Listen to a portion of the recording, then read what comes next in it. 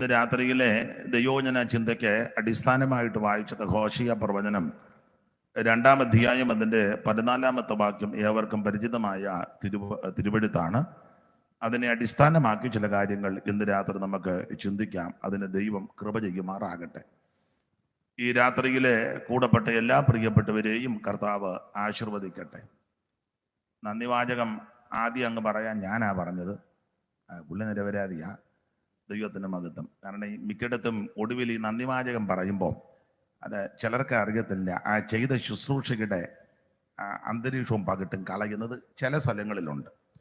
ഇവിടെ എങ്ങനെയാന്ന് ഇത് കഴിയുമ്പോൾ അറിയാം. അപ്പം മിക്കയിടത്തും അങ്ങനെ. പിന്നെ ഇതുമല്ല ഈ പറഞ്ഞ് ഞാനേ ഒരു കാര്യം പറയാനുണ്ട്. ഒരു സ്ഥലത്ത് യോഗത്തിന് അല്പം ലേറ്റായി. തൃശ്ശൂർ പകൽ യോഗം കഴിഞ്ഞ് പെട്ടെന്ന് വരിക കിടങ്ങറായില് വൈകിട്ട് കൺവെൻഷൻ. അപ്പം നമ്മുടെ കാലടി പാലത്തിൻ്റെ അവിടെ ബ്ലോക്കായിപ്പോയി. ഇപ്പോൾ ഇച്ചിരി സൗകര്യമായി. ഭയങ്കര ഒരു 1.5 മണിക്കൂർ അവിടെ പെട്ടുപോയി. അല്ലെങ്കിൽ ടൈമിൽ ഓടിയെത്തും. അപ്പം ഞാനും പ്രയാസപ്പെട്ടു. കൺവെൻഷൻ നടത്തുന്നവർക്ക് അതിൻ്റെ ബുദ്ധിമുട്ട്. അപ്പോൾ അടുക്കാറായപ്പോൾ ഞാൻ ദൈവദാസനെ വിളിച്ചപ്പം ദൈവദാസൻ പറഞ്ഞു സമയം ഒത്തിരി പോയി, എല്ലാവരും നോക്കിയിരിക്കുക. അപ്പം ഞാൻ പറഞ്ഞൊരു കാര്യം ചെയ്യേ, സ്തോത്ര കാഴ്ച എടുക്കുന്നുണ്ടോ? അതുണ്ടെന്ന് പറഞ്ഞു. എന്നാൽ അതങ്ങ് എടുക്കാം, അതെല്ലാം എടുത്തെന്ന് പറഞ്ഞു. അപ്പം ചോദിച്ചു എടുക്കാവുന്നിടത്തോളം എടുത്തേച്ചിരിക്കുക എന്ന് പറഞ്ഞു. അപ്പം പറഞ്ഞു എന്നാ നന്ദി പറയത്തില്ലേ, ലാസ്റ്റ് ദിവസമല്ലേ നന്ദി. ഉടനെ പുള്ളി എന്നോട് പറയാ അങ്ങനൊരു ശുശ്രൂഷ ഇവിടെ ഇല്ല. ഞാൻ പറഞ്ഞു എല്ലായിടത്തും ഉണ്ട്, ഇവിടെ എന്നാ ഇല്ലാത്ത? പുള്ളി പറഞ്ഞു ഇവരെല്ലാം എനിക്ക് നന്ദി പറയണമെന്ന് പറഞ്ഞു. പിന്നെ എല്ലാറ്റിലുപരി ദൈവത്തിന് നന്ദി പറയണം. കാരണം പാട്ടുകാരെ ഞാൻ വിളിച്ച് അവർക്ക് കാശ് കൊടുക്കുന്നതാ. പാടാതെ കുത്തിയിരുന്നപ്പം വിളിച്ച് പാടിപ്പിക്കുക. അപ്പം നമുക്കും ദൈവത്തിനും നന്ദി പറയണം. പാട്ടുമായിട്ട് ചുമ്മാ ഇരിക്കുകയായിരുന്നു, അന്നേരം വിളിച്ചല്ലോ 3-4 പാട്ട് പാടാൻ. അപ്പം തന്നെ അവർക്ക് കാശും കൊടുക്കുന്നുണ്ട്. അപ്പം ദൈവത്തിനും വിളിച്ചവർക്കും നന്ദി പറയണം. പാസ്റ്റർ എന്നോട് പറഞ്ഞതാ. മൈക്ക് സെറ്റുകാര് ഇതെല്ലാം തുരുമ്പടിച്ചിരിക്കേണ്ടതായിരുന്നു, ബോക്സും ഒക്കെ. അപ്പം വിളിച്ച് ഇതെല്ലാം എടുത്തുകൊണ്ട് എല്ലാം വെച്ച് ഞങ്ങളെ ഇണക്കിയപ്പം വിളിച്ചവർക്കും ദൈവത്തിനുമാ അവരിങ്ങോട്ടാ നന്ദി പറയേണ്ടതെന്ന് പറഞ്ഞു. പിന്നെ പ്രസംഗിക്കാൻ വന്നവർക്ക് നന്ദി അവർക്കൊട്ടും പറയേണ്ട. കാരണം ഇങ്ങനൊരു അവസരവും സ്റ്റേജ് ഒരുക്കിയില്ലേ. അവർ ദൈവത്തിന് ആദ്യം നന്ദി പറയണം. ദൈവമേ പോയിന്റ് എല്ലാം ആയിട്ട് വരയ്ക്കാതിരിക്കുകയായിരുന്നു, ആരും വിളിക്കാതിരുന്നപ്പം. ഞാൻ പറഞ്ഞല്ലേ ശരി, പോയിന്റ് എല്ലാം കുറിച്ച് വെച്ച് വരയ്ക്കാതിരിക്കുക. ഒരു കുഞ്ഞുങ്ങൾ വിളിക്കുന്നില്ല. എന്നാലും ഇങ്ങനെ ഒരു അവസരവും സന്ദർഭവും ഇരിക്കുന്നതിന് ദൈവത്തിന് നന്ദി പറയണം. വിളിച്ച ബോവസ് പാസ്റ്റർക്ക് നന്ദി പറയണം. അങ്ങോട്ടാണ് നന്ദി പറയേണ്ടത്, പുള്ളിയല്ല നന്ദി പറയേണ്ടത്. സ്തോത്രം. ഈ സ്റ്റേജും ഇതെല്ലാം മനോഹരമായിട്ട് ചെയ്തു. അപ്പം ജോസ് എന്ത് ചെയ്യും? ജോസ് എല്ലാം പുള്ളിക്ക് നന്ദി പറയണം, ദൈവത്തിനുപരി നന്ദി പറയണം. ഈ വീഡിയോ എല്ലാം ഇരുന്ന് പോകാതെ ഇതെല്ലാം ഇണക്കി ചെയ്തേ. അപ്പം നമ്മളെല്ലാം ആദ്യം അങ്ങ് ദൈവത്തിന് നന്ദി പറയണം. പിന്നെ ഞങ്ങളും വന്നവരുമെല്ലാം ഈ യോഗം നടത്തിയ പുള്ളിക്ക് നന്ദി പറയണം. പുള്ളിയല്ല നിന്ന് നന്ദി പറയണം. ഇനിയിപ്പോൾ ഇന്ന് എന്തായെന്ന് വെച്ചാൽ കുഴപ്പമൊന്നുമില്ല, ഞാനങ്ങ് പറഞ്ഞതേ ഉള്ളൂ.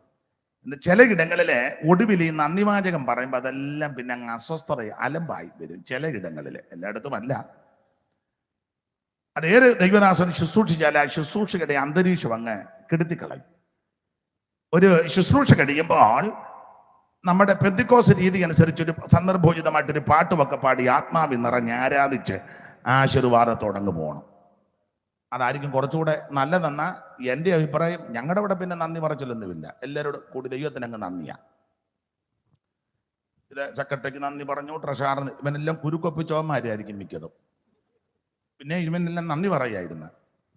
സ്തോത്രം. കമ്മിറ്റി അംഗങ്ങൾ ഒമാർ വലിയ ടോർപ്പൂടെ വെച്ചായിരിക്കും ഇരിക്കുന്നത്. പിന്നെ എന്നെ നന്ദി പറയാൻ എല്ലാവരുടെ കൂടി അങ്ങ് ദൈവത്തിന് നന്ദി പറയണം. എൻ്റെ ദൈവമേ ആയുസ് തന്നു, ആരോഗ്യം തന്നു, ഇതുവരെ നടത്തി, ഇതുവരെ സൂക്ഷിച്ചു, മേലിൽ സൂക്ഷിപ്പാൻ ദൈവം വിശ്വസ്തൻ, നന്ദി നന്ദി നന്ദി എന്ന് ദൈവത്തിന് പറയണം.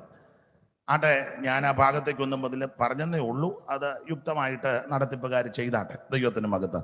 ഇന്ന് രാത്രി ദൈവവചനത്തിൽ നിന്ന് നമുക്ക് ചില കാര്യങ്ങൾ ചിന്തിക്കാം. അതിന് അടിസ്ഥാനമായിട്ട് വായിച്ച തിരുവെടുത്ത് വളരെ പരിചിതമായ തിരുവെടുത്താണ്. ഒരിക്കൽ കൂടി വായിച്ച് സഹായിച്ചാട്ടെ. അതുകൊണ്ട് ഞാൻ അവളെ വശീകരിച്ച് മരുഭൂമിയിൽ കൊണ്ടുചെന്ന് അവളോട് ഹൃദ്യമായി സംസാരിക്കും. അതുകൊണ്ട് ഞാൻ അവളെ വശീകരിച്ച് മരുഭൂമിയിൽ കൊണ്ടുചെന്ന് അവളോട് ഹൃദ്യമായി സംസാരിക്കും. എല്ലാവരും കരങ്ങൾ ഉയർത്തി ദൈവത്തിന് മഹത്വം കരയേറ്റിയാട്ടെ. ഒരിക്കൽ കൂടി ഹല്ലേലൂയ പാടാം. എത്ര നാൾ ചതിച്ചു കൊള്ളും പിശാചി ലോകം, എത്ര നാൾ ഭരിച്ചു കൊള്ളും, എത്ര നാൾ ചതിച്ചു കൊള്ളും പിശാചി ലോകം, എത്ര നാൾ ഭരിച്ചു കൊള്ളും, എത്ര നാൾ പറഞ്ഞും കൊള്ളും അപവാദങ്ങൾ ശുദ്ധിമാന്മാരുടെ മേലും.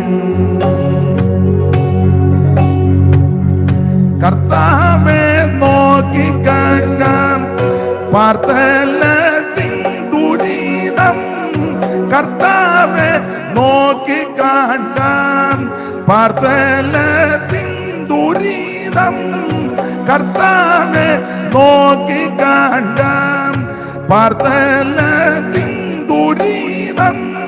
സാത്താന്റെ ധിക്കാരത്തെ നീക്കുവാനായി പ്രിയ, സാത്താന്റെ ധിക്കാരത്തെ നീക്കുവാനായി പ്രിയ.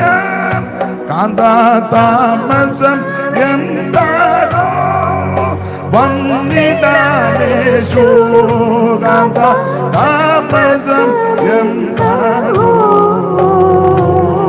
കാന്താതാമസം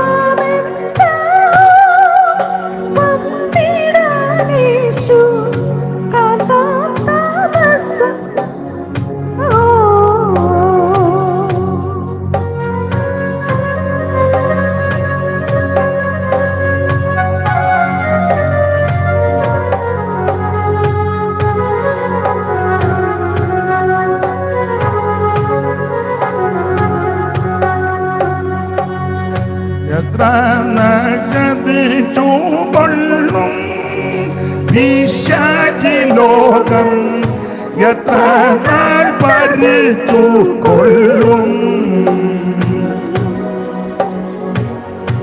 എത്ര നാൾ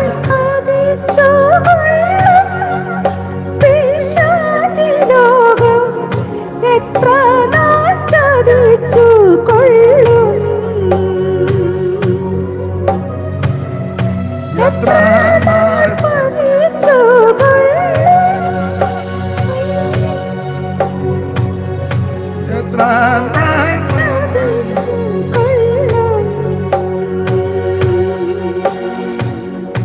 എത്ര നാൾ ചതിച്ചു കൊള്ളും പിശാചി ലോകം, എത്ര നാൾ ഭരിച്ചു കൊള്ളും, എത്ര നാൾ പറഞ്ഞും കൊള്ളും അപവാദങ്ങൾ ശുദ്ധിമാന്മാരുടെ മേലും. കർത്താവെ നോക്കി കാണാം പാർത്തലത്തിൻ ദുരിതം, കർത്താവെ നോക്കി കാണാം പാർത്തലത്തിൻ ദുരിതം, കർത്താവെ നോക്കി കാണാം പാർത്തലത്തിൻ ദുരിതം, കർത്താവെ നോക്കി കാണാം പാർത്തലത്തിൻ. സാത്താന്റെ ധിക്കാരത്തെ നീക്കിടുവാനായി പ്രിയ, സാത്താന്റെ ധിക്കാരത്തെ നീക്കുവാനായി പ്രിയ. കാന്താതാമസം എന്താണോ വന്നിടാനേശു, കാന്താതാമസം എന്താണോ, കാന്താതാമസം എന്താണോ വന്നിടാനേശു, കാന്താതാമസം എന്താണോ.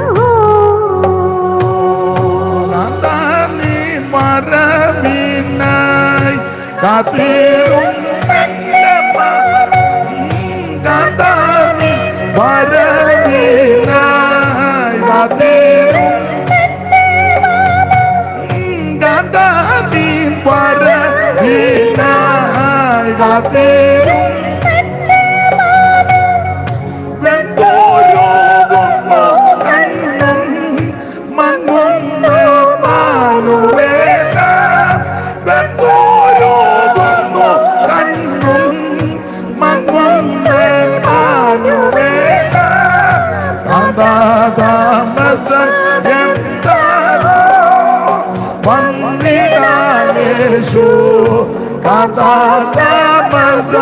എന്താകോ കാന്താമസം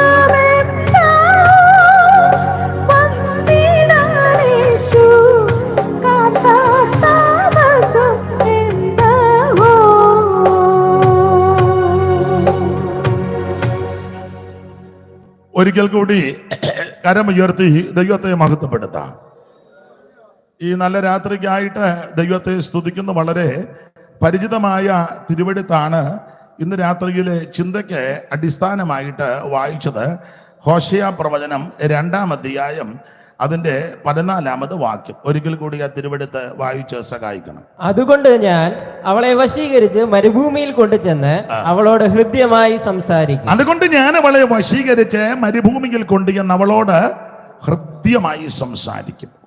വേദപുസ്തകത്തിലെ പ്രവചന പുസ്തകങ്ങളെ സാധാരണ 2ആയിട്ടാണ് നമ്മൾ തരം തിരിച്ച് പഠിപ്പിക്കുന്നത്.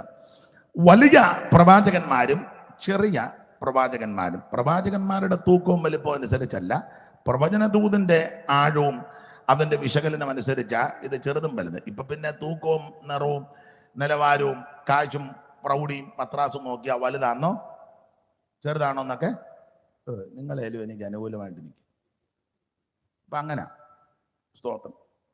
ഇതുപോലൊക്കെ നല്ല വണ്ണവും വിലപിടിപ്പുള്ള കാറയിലും കാശ് വെക്കാൻ പറഞ്ഞ വലിയ പ്രവാചകന. ചെരുപ്പ് വന്ന് വിടാതെ ഒരു സഞ്ചിയൊക്കെ തൂക്കി 2 ലഹലിയ കേട്ടെന്ന് പറഞ്ഞാൽ ചെറിയതാന്ന് പറയും. മനുഷ്യപ്രകൃതി അങ്ങനെ.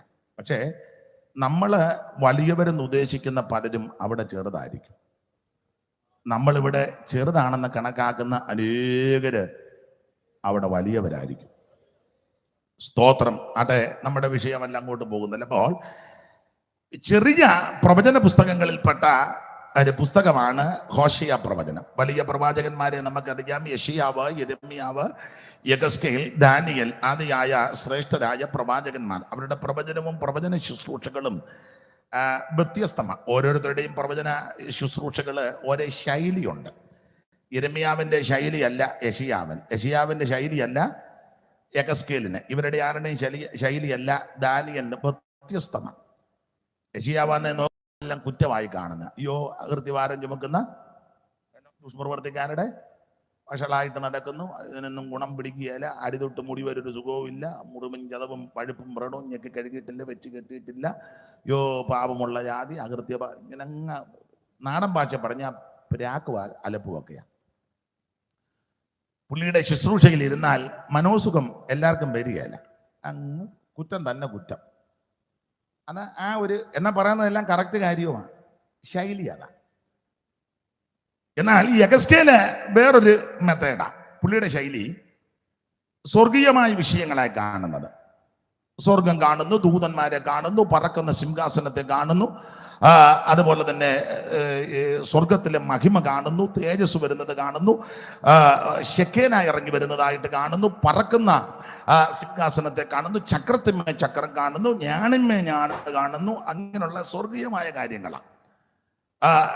ശുക്ലസ്വർണത്തിന്റെ പ്രഭ പോലൊരു പ്രഭ ഇങ്ങോട്ടിറങ്ങി വരുന്നു, കൈ പോലെ ഒന്ന് നീണ്ടു വരുന്നു, അങ്ങനെ ആകാശത്തിന്റെ ഭൂമിക്ക് മധ്യ ഉയർത്തുന്നു, സ്വർഗീയ യെരൂശലേം കാണിക്കുന്നു. ഇങ്ങനെ സ്വർഗീയമായ അത് വേറൊരു ശൈലിയാ, അതൊരു രീതിയാ.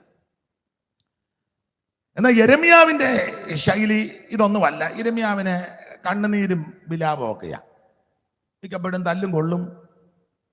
എല്ലാവർക്കും ഒന്നും പുള്ളിയോട് വലിയ താല്പര്യവുമില്ല. ചെളിക്കകത്തിടുകയും കുഴിക്കകത്ത് കരച്ചില്ല. എന്നിട്ടും കരഞ്ഞിട്ട് പിന്നെയും പുള്ളിക്ക് മതി വരുന്നില്ല. പുള്ളി അയ്യോ എൻ്റെ ജനത്തിന്റെ പുത്രികയുടെ നിമിത്തം രാവും പകലും കരയേണ്ടത് എൻ്റെ തലയ്ക്ക് വെള്ളവും എൻ്റെ കണ്ണുനീര് ആക്കിയിരുന്നെങ്കിൽ കൊള്ളായിരുന്നു. പുള്ളിക്ക് അങ്ങ് കരയണം. എന്നെ യെരൂശലേമിന്റെ ശോചനീയാവസ്ഥയൊക്കെ കണ്ടായി കരയുന്നത്. അത് പുള്ളിയുടെ വേറൊരു വിഷയം. എന്നാൽ ദാനിയേല് വേറൊരു നിലയില. ദാനിയേൽ കുറച്ചുകൂടെ ബുദ്ധി രാക്ഷസനാ, ബുദ്ധിയിൽ വളരെ ബുദ്ധിയാ. അതല്ലേ രാജാവ് സ്വപ്നം കണ്ടു. സ്വപ്നം കണ്ടപ്പോൾ പുള്ളി വളരെ സ്വപ്നമൊക്കെ വളരെ സൂക്ഷ്മതയോടാണ് വ്യാഖ്യാനിച്ചത്. സ്തോത്രം. വളരെ രാജാവ് കണ്ടത് ഒരു വലിയ വൃക്ഷം. ആ വൃക്ഷം പടർന്ന് പന്തലിക്കുന്നു, പക്ഷികൾ വന്ന് അതിനെ ചേക്കേറുന്നു, മൃഗങ്ങൾ വന്ന് താഴെ തഞ്ചിക്കിടക്കുന്നു. പെട്ടെന്നൊരു ദൂതൻ ഇങ്ങോട്ടിറങ്ങി കമ്പ് വെട്ടിയിടുന്നു. സ്തോത്രം. ആകെ പ്രശ്നമാണ്. അപ്പൊ ദാനിയേലിന് മനസ്സിലായി ഇയാളുടെ തല പോകുന്ന കേസായി കണ്ടത്. ഇയാൾ തന്നെ കണ്ടത് പുള്ളിയുടെ തല പോന്നെ. പക്ഷെ വളരെ ബുദ്ധിയോടെ സംസാരിച്ചു. രാജാവ് കണ്ട ദർശനം രാജാവിന്റെ ശത്രുക്കൾക്ക് വരട്ടെന്ന് ബുദ്ധിയോടാ സംസാരിച്ച്. കണ്ട സ്വപ്നമൊക്കെ രാജാവിന്റെ ശത്രുക്കൾക്ക്. അതാ നല്ല വിവേകത്തോടെ സംസാരിച്ചു. നമ്മളാരെന്ന് പറയാൻ ഇങ്ങനെയുടെ പെടലി പോകുന്ന കാര്യമായി കണ്ടേ, അതിന് മുന്നേ നമ്മുടെ പെടലി കളയും. അപ്പൊ അത് വളരെ ബുദ്ധിയോടാ സംസാരിക്കുന്നത്. അതുപോലെ ദാനിയേൽ പറഞ്ഞ രാജാവിന് ദീർഘായുസ് ഉണ്ടാകട്ടെ. അത് കേൾക്കുന്ന രാജാവിനും ഇഷ്ടമാണ്, വലിയ ഇഷ്ടമാണ്. നമ്മളോട് ദീർഘായുസ് ഉണ്ടെന്ന് പറയുന്നത് ഇഷ്ടക്കേടാണോ ഇഷ്ടമാണോ? ഇഷ്ടം. രാജാവിന് ദീർഘായുസ് ഉണ്ടാകട്ടെ. പക്ഷേ ആ അധ്യായത്തിന്റെ ഒടുവിൽ അന്ന് രാത്രി ബേൽശസ്സർ കൊല്ലപ്പെട്ടെന്നുള്ളതാണ്. എന്ത് നല്ല യുക്തിക്കാ മറുപടി പറഞ്ഞ്. രാജാവിന് ദീർഘായുസ് ഉണ്ടാകട്ടെ, അതിൻ്റെ ഒടുവിൽ വായിക്കുന്ന അന്ന് രാത്രി ഓരോ ശൈലികൾ. അപ്പൊ എന്തായാലും നമ്മൾ ആ ഭാഗം അങ്ങ് വിടാം. വലിയ പ്രവാചകന്മാർ, ചെറിയ പ്രവാചകന്മാരുടെ നിരയിൽപ്പെട്ട പ്രധാനപ്പെട്ട ആളാണ് ഹോശിയ. ആ ഹോശിയ പ്രവചനത്തിന്റെ 2-ാം അധ്യായത്തിന്റെ 14-ാം വാക്യമാണ് ഇന്ന് രാത്രിയിലെ തിരുവചന ചിന്തയ്ക്ക് അടിസ്ഥാനമായിട്ട് നമ്മൾ വായിച്ചത്. വേദപുസ്തകം പഠിക്കുന്ന പ്രിയപ്പെട്ടവർക്ക് ആ ഹോശിയ പ്രവചനം, ആ പ്രവചനത്തിലെ പ്രതിപാദ്യ വിഷയം ഇസ്രായേലിലെ ഒരു ഗോത്രത്തെ സംബന്ധിച്ച. നിങ്ങൾ വേദം പഠിക്കുന്നവർക്കറിയാം, ഇസ്രായേലിലെ 12 ഗോത്രങ്ങളിൽ പ്രധാനപ്പെട്ട തലകെടുപ്പുള്ളൊരു ഗോത്രമായിരുന്നു എബ്രയീം. അത് വളരെ മുന്തിയ ഗോത്രമായിരുന്നു, തലകെടുപ്പുള്ള ഗോത്രമാണ്. ഈ രൂബേൻ മുതൽ ബെന്യാമീൻ വരെയാണ് ഗോത്ര പിതാക്കന്മാര്. അപ്പൊ തന്നെ യോസേഫിന് 2 മക്കൾ ജനിച്ചു. അത് മിസ്രയീം ദേശത്ത് വെച്ച് ജനിച്ചു. 41:50-51 വായിച്ചു. ഉൽപ്പത്തി ചടിയടാന്ന് വായിക്കണം. ഇന്ന് വാക്യം രൂപാട് വരും, കടശ യോഗവാ. ഞാനും ഇത് കരുതിക്കുട്ടിയാ വന്നേക്കുന്നത്. ചടിയടാന്ന് വായിച്ചോണം.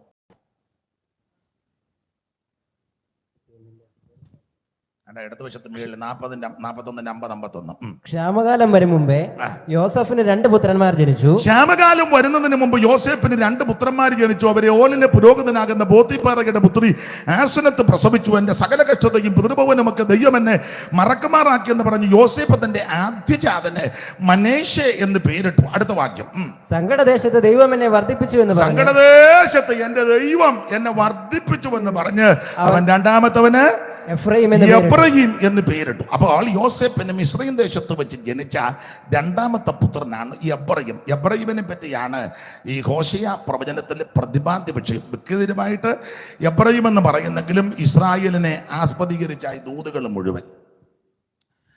അപ്പോൾ ശ്രദ്ധിക്കുക, യോസേഫിന് മിസ്രയീമിൽ വെച്ച് ജനിച്ച 2-ാമത്തെ പുത്രനാണ് എബ്രയീം. എബ്രയീമിനെ പറ്റി പഠിക്കുന്നത് ഈ ഇസ്രായേലിലെ ഏറ്റവും നമ്പർ 1 ഗോത്രമായിരുന്നു എഫ്രയീം. അണ്ട് 11:1 വായിച്ചേ. ഹോശിയ 11:1 പെട്ടെന്ന്.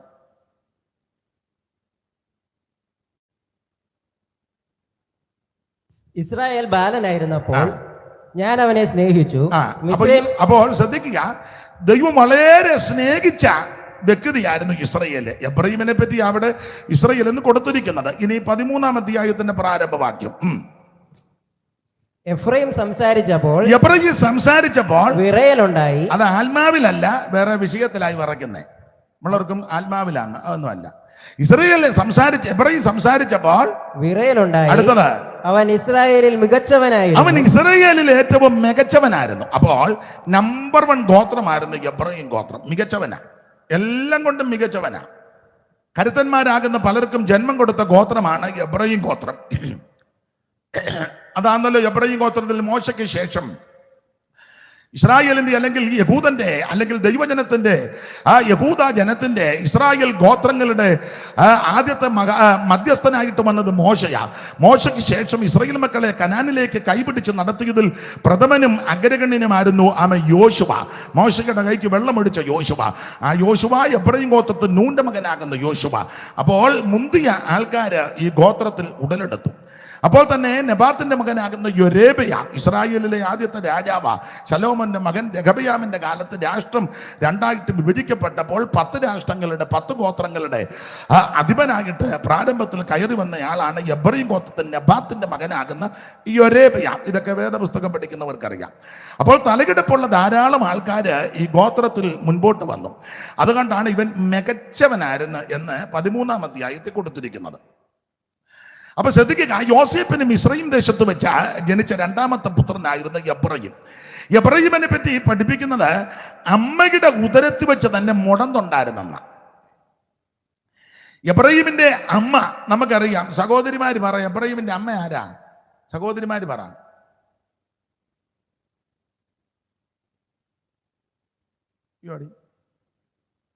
ആരെങ്കിലും ഒരാൾ എഴുന്നേറ്റ് എന്ന് പറ. അവിടെ നിന്ന് ഷൂ നിന്നും വെച്ചാൽ എനിക്ക് കേൾക്കുകയല്ല. ഇന്ന് ഞങ്ങൾ പറഞ്ഞിട്ടിങ്ങേര് പ്രസംഗിച്ച് തെളിഞ്ഞത് തന്നെ. അതായിരിക്കും നിങ്ങളുടെ ചിന്ത. ഉറക്കെ പറ. നേരത്തെ പറയായിരുന്നു, ഇത്രയും സമയം പോകുമായിരുന്നു.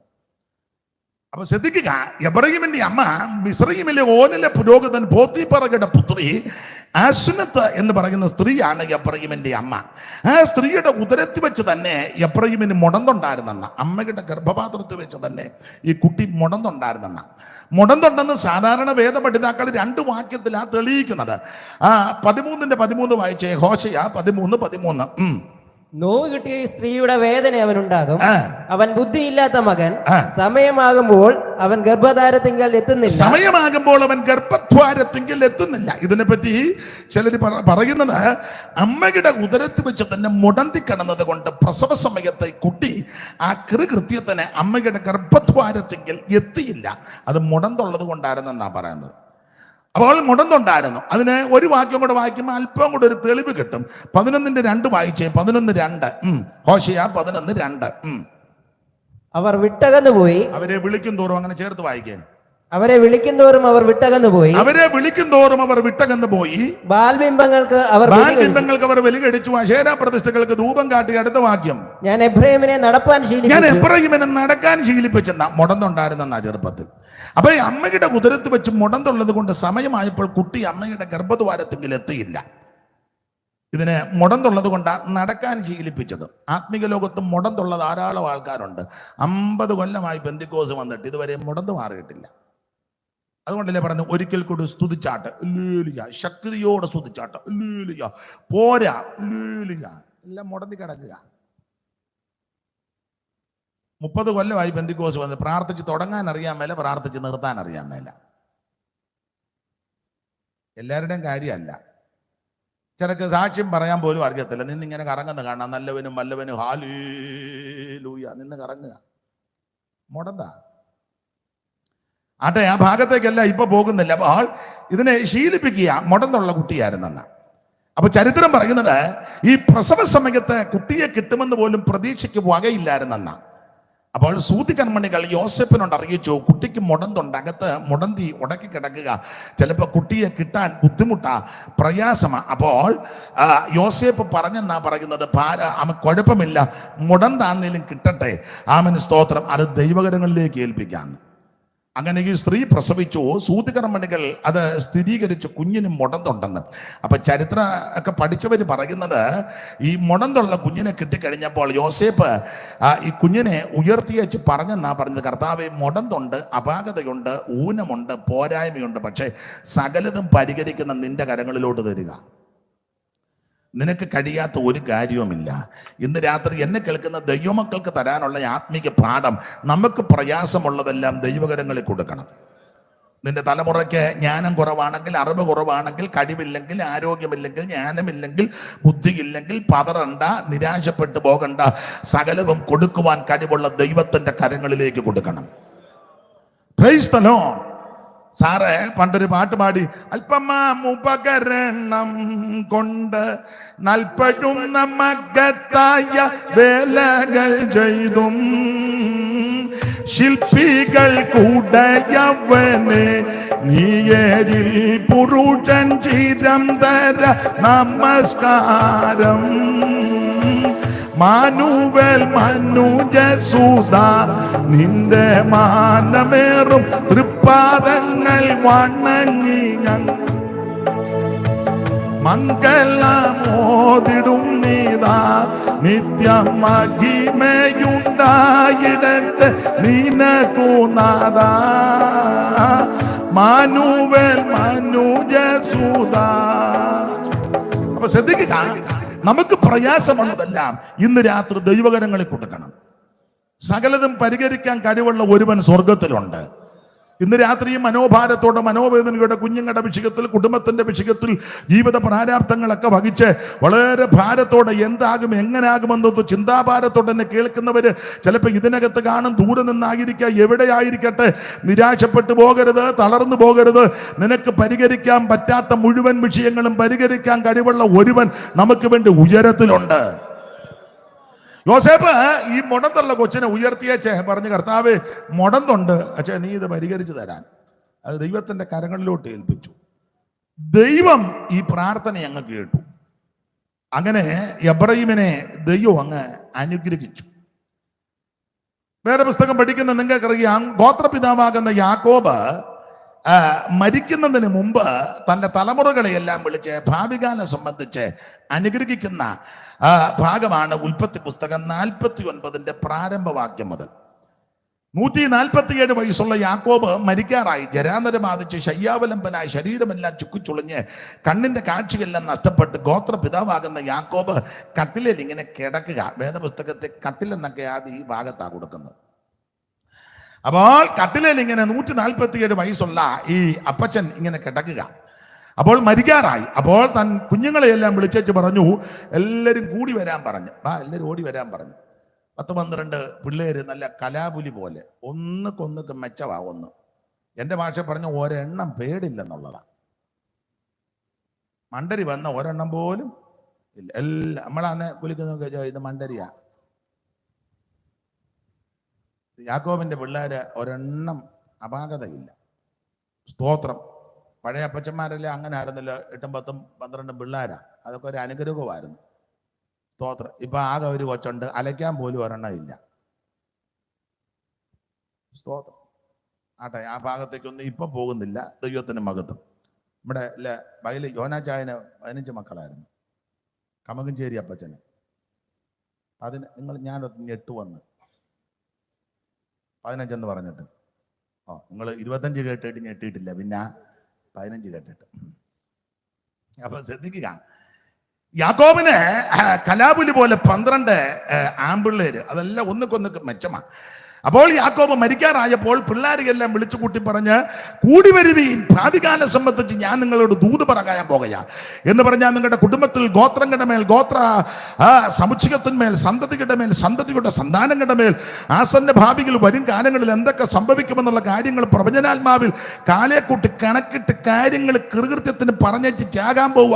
എല്ലാവരും കൂടി വരാൻ പറഞ്ഞു. വായിച്ച 49 പ്രാരംഭവാക്യം. അനന്തരം യാക്കോബ് തന്റെ പുത്രന്മാരെ വിളിച്ച് അവരോട് പറഞ്ഞത് കൂടി വരുവീൻ. ഈ കൂടി വരുവീൻ എന്ന് പറയാൻ കാര്യം, യവന്മാരെല്ലാരും കൂടെ ഒന്നിച്ച് കൂടുകയല്ല. എല്ലാരും ഒന്നിച്ച് കൂടുകയല്ല. എല്ലാം ഒരു അപ്പന്റെ മക്കളാ, പക്ഷെ ഒന്നിച്ച് കൂടുകയല്ല. യോടി ഇന്ത്യയിലുള്ള ക്രൈസ്തവരെല്ലാം കൂടെ ഒറ്റക്കെട്ടായിട്ട് നിൽക്കുകയായിരുന്നു, എന്ത് നല്ലതായിരുന്നു. അതിന് നിങ്ങൾക്ക് താല്പര്യമില്ല. ഇതാ ഞാൻ പറഞ്ഞ കൂടുകയല്ലെന്ന്. ഇന്ത്യയിലുള്ള ക്രൈസ്തവരെല്ലാം കൂടെ നാമധേയം ആയിക്കോട്ടെ, ആ പേരല്ലേ, ഒന്നിച്ച് റോമൻ കാത്തലിക്സ്, ലത്തീൻ കാത്തലിക്സ്, മലങ്കര കാത്തലിക്സ്, അത് തന്നെ 3-4 എണ്ണം, കനാനായ കത്തോലിക്കര്,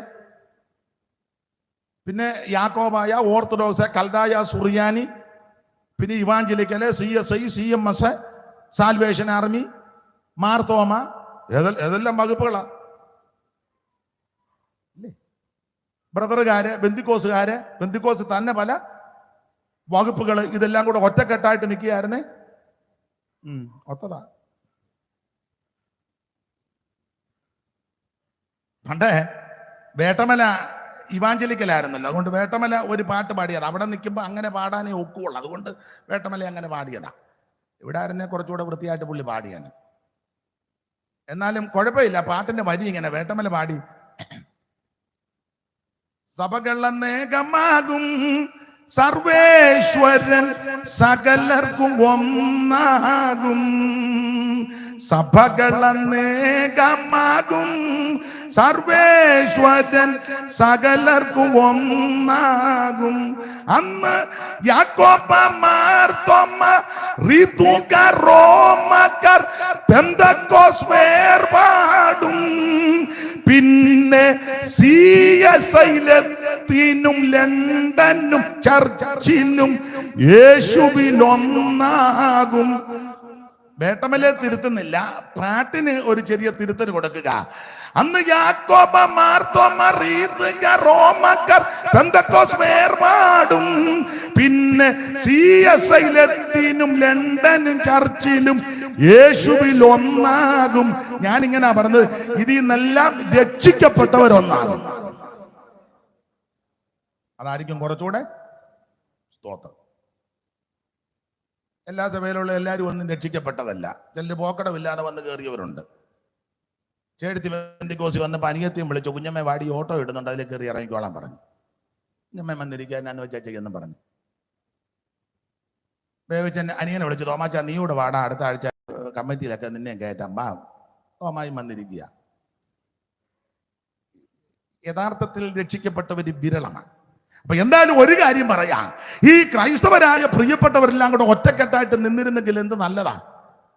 അല്ല, യാക്കോ പറഞ്ഞു കൂടി വരുവീൻ. പിള്ളേര് 12 എണ്ണം ഉള്ള എല്ലാം കൂടെ ഒന്നിച്ച് കൂടെ. സ്തോത്രം. ഞാൻ അധികം വിവരിക്കുന്നില്ല. ഇനി ക്രൈസ്തവരെല്ലാം കൂടെ പോട്ടെ, ഈ പെന്തിക്കോസുകാരെല്ലാം കൂടെ ഒന്നിക്കുകയായിരുന്നെങ്കിൽ. അപ്പൊ നിങ്ങൾ ചിന്തിക്കുക, അയാൾ പയ്യെ തുടങ്ങി. അതുകൊണ്ട് ഞാൻ ഒന്നും പറയുന്നില്ല. ഞാനങ്ങ് സീസറുടെ അമ്മ ഒരു കാര്യം പറഞ്ഞത് 5-ാമത്തെ എഴുതുമ്പോൾ താനും തന്നോട് തന്നെ പറഞ്ഞെന്ന്. അതുകൊണ്ട് ഞാനും എല്ലാവരുടെ ഒറ്റക്കെട്ടായിട്ട് നിന്നാ എന്ത് നല്ലതാ. സ്തോത്രം. കൂടി വരുവീൻ. ഭാവി കാലത്ത് നിങ്ങൾക്ക് സംഭവിപ്പാനുള്ളത് ഞാൻ നിങ്ങളോട് അറിയിക്കും എന്ന് പറഞ്ഞാൽ പിള്ളേരോട് പറഞ്ഞ എല്ലാവരും കൂടി വരാൻ പറഞ്ഞു. രൂബേനും ശിമിയോനും ഗാദനും നഫ്താലി ആശേർ ശെബൂലൂനും ലേവിയും എന്ന് വേണ്ട, പിള്ളേരെല്ലാം കൂടെ ഒന്നിച്ച് കൂടാൻ പറഞ്ഞു. ഒറ്റക്കെട്ടായിട്ട് നിൽക്കണം. അപ്പോൾ കൂടി വരാൻ പറഞ്ഞപ്പോൾ അപ്പന്റെ കിടക്കയുടെ ചുറ്റും പിള്ളേരെല്ലാം വന്ന് വട്ടം നിന്നു. 12 എണ്ണം നല്ല കലാപുലി പോലെ, ഒന്നിക്കൊന്നിക്കും മെച്ചമാണ്. അപ്പോൾ ഇങ്ങനെ വട്ടം കൂടി നിന്നപ്പോൾ അപ്പൻ ഇങ്ങനെ കട്ടിലേക്ക് കിടക്കുക. കിടന്നുവെച്ച് പിള്ളേരെ എല്ലാം ഇങ്ങനെ നോക്കി ഈ 147 വയസ്സുണ്ടെങ്കിലും പുള്ളിക്ക് ബോധമുണ്ടെന്നുള്ളതാണ്. നമുക്ക് 47 തന്നെ ആയില്ല, ഒരു ബോധവും ഇല്ല. അപ്പോൾ 147 പുള്ളിക്ക് കൃത്യം കാര്യം അറിയാം. പുള്ളി അവിടെ കിടന്നുകൊണ്ട് ഓരോന്നിനെ വിളിച്ചാ ദൂത് പറഞ്ഞത്. ഭാവി കാലത്ത് നിങ്ങൾക്ക് സംഭവിപ്പിക്കാനുള്ളത് ഞാൻ നിങ്ങളെ അറിയിക്കാം. യാക്കോബിന്റെ പുത്രന്മാരെ കൂടി വന്ന് നിങ്ങളുടെ അപ്പനാകുന്ന ഇസ്രായേലിന്റെ മൊഴിക്ക് കേൾപ്പീൻ. നിങ്ങളുടെ അപ്പനായ ഇസ്രായേലിന്റെ മൊഴിക്ക് ചെവി തരുവിൻ എന്ന് പറഞ്ഞിട്ട് പിള്ളേരെ ഓരോരുത്തരെ വിളിക്കുക. ആദ്യത്തെ കുഞ്ഞിനെ വിളിച്ചു, ആദ്യത്തെ മകനെ വിളിച്ചു, രൂപേനെ വിളിച്ചു. വായിച്ചേ. രൂപേനെ നീ എന്റെ ആദ്യജാതൻ. രൂപേനെ നീ എന്റെ ആദ്യജാതൻ. ആദ്യത്തെ മകനാ. രൂപേനെ നീ എന്റെ ആദ്യജാതൻ. എന്റെ വീര്യവും എന്റെ ശക്തിയുടെ ആദ്യബലവും ശ്രേഷ്ഠതയുടെ വൈചിത്യവും ബലത്തിന്റെ വൈചിത്യവും തന്നെ. വെള്ളം പോലെ തുളുമ്പുന്നവനെ നിനക്ക് ഗുണം വരികയല്ല. അവിടെ ഗുണം വരികയല്ലെന്നല്ല, ശ്രേഷ്ഠനാകത്തില്ലെന്ന. അങ്ങനല്ലേ? വായിച്ചേ. വെള്ളം പോലെ തുളുമ്പുന്നവനെ നീ ശ്രേഷ്ഠനാകയില്ല. വെള്ളം പോലെ തുളുമ്പുന്നവനെ നിനക്ക്. അതിന്റെ കാരണം എന്നാന്ന് വേറെ പുസ്തകം പഠിക്കുന്നവർക്ക് അറിയാം. ഉൽപ്പത്തി 35 വിഷയം 22 വായിക്കണ്ട. വായിക്കൊന്നും വേണ്ട. അപ്പൊ ചുരുക്കി പറഞ്ഞാൽ നീ ശ്രേഷ്ഠനാകത്തില്ല എന്ന് പറഞ്ഞാൽ നിനക്ക് സ്ഥിരതയുള്ളവനല്ല, നീ വെള്ളം പോലെ തുളുമ്പുന്നവനാ. നീ ഒന്ന് പെന്തിക്കോസ് ആകണം, ഇല്ലേ സമുദായമായിരിക്കണം. നീ ഇങ്ങനെ ഈ അളുക്ക് പിളുക്കെന്നും പറഞ്ഞ് നടക്കരുത്. മനസ്സിലാകുന്നുണ്ടോ? അമ്മാമ്മ ഇപ്പൊ വിടാ, ഞാൻ എല്ലായിടത്തും ഉണ്ട് പാസ്റ്ററെ. അച്ചായൻ എവിടാ? ഞാൻ അങ്ങനില്ല, എന്നാ ഇങ്ങനെ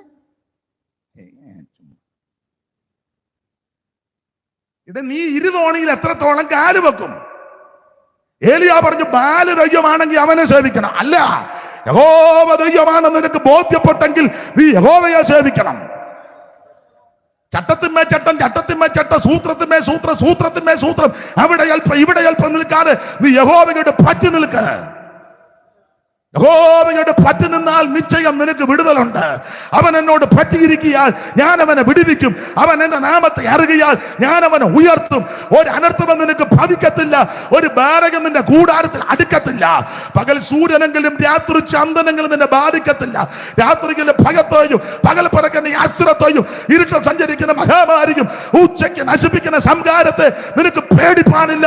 യഹോവ ഒരു ദോഷവും തട്ടാതെ വണ്ണം നിന്നെ പരിപാലിക്കും. തീർന്നില്ല, നിന്റെ പ്രാണനെ പരിപാലിക്കും. ഇവനെ വെള്ളം പോലെ ആ തുളുമ്പുന്ന ശരിയല്ല, സ്ഥിരതയില്ല. കൺവെൻഷൻ ഇങ്ങോട്ട് വന്നപ്പോൾ ആ പാർട്ടിക്കാർ പോകുന്നു. ഉടനെ പെമ്പളടി ബൈബിൾ കൊടുത്തു, സൂത്തമ്മ പൊക്കോടി, ഞാൻ കൊടി ഇംഗലാ വിളിച്ചു അവനും പോവുക. പിന്നെ സ്ഥിരതയില്ല. മനസ്സിലാകുന്നോ? ഞായറാഴ്ച ആരാധനയ്ക്ക് വന്നപ്പോൾ അവര് പറഞ്ഞു ബൂത്തിൽ വന്നിരിക്കണമെന്ന്. മിൽമാ ബൂത്തല്ല, ഇലക്ഷൻ ബൂത്തിൽ. ഉടനെ വെള്ള ഷർട്ട് മാറ്റി വെച്ചേ, ഏതെങ്കിലും ആട്ടെ. സ്ഥിരതയില്ല. മനസ്സിലാകുന്നുണ്ടോ? ഉപവാസ പ്രാർത്ഥനയ്ക്ക് വരാൻ തങ്കമ്മയ്ക്ക് നേരമില്ല. അയൽക്കൂട്ടത്തിന്റെ തിരുവാതിരകളിലേക്ക് പോകുന്നുണ്ട്. മിണ്ടുന്നില്ലല്ലോ.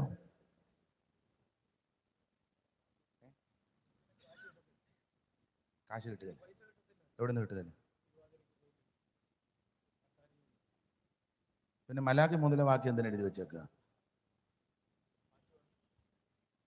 മലാഖി 3 എഴുതി വെച്ചേക്കുന്ന ആകാശത്തിന് കിളിവാതിൽ തുറക്കുമെന്ന്. സ്തോത്രം.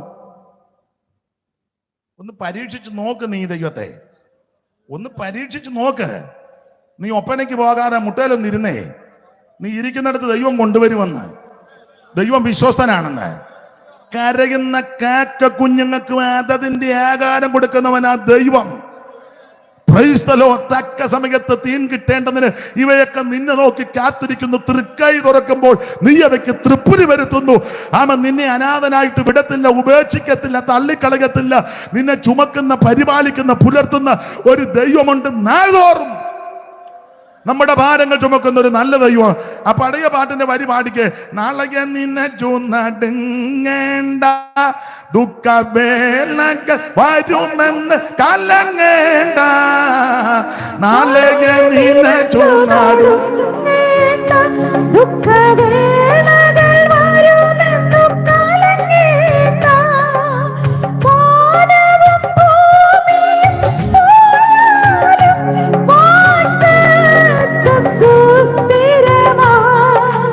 ആ മനമേ ചഞ്ചലമെന്തിനാ, കരുതാൻ വല്ലഭനില്ലയോ ജയവീരനാ. മനമേ ചഞ്ചലമെന്തിനാ.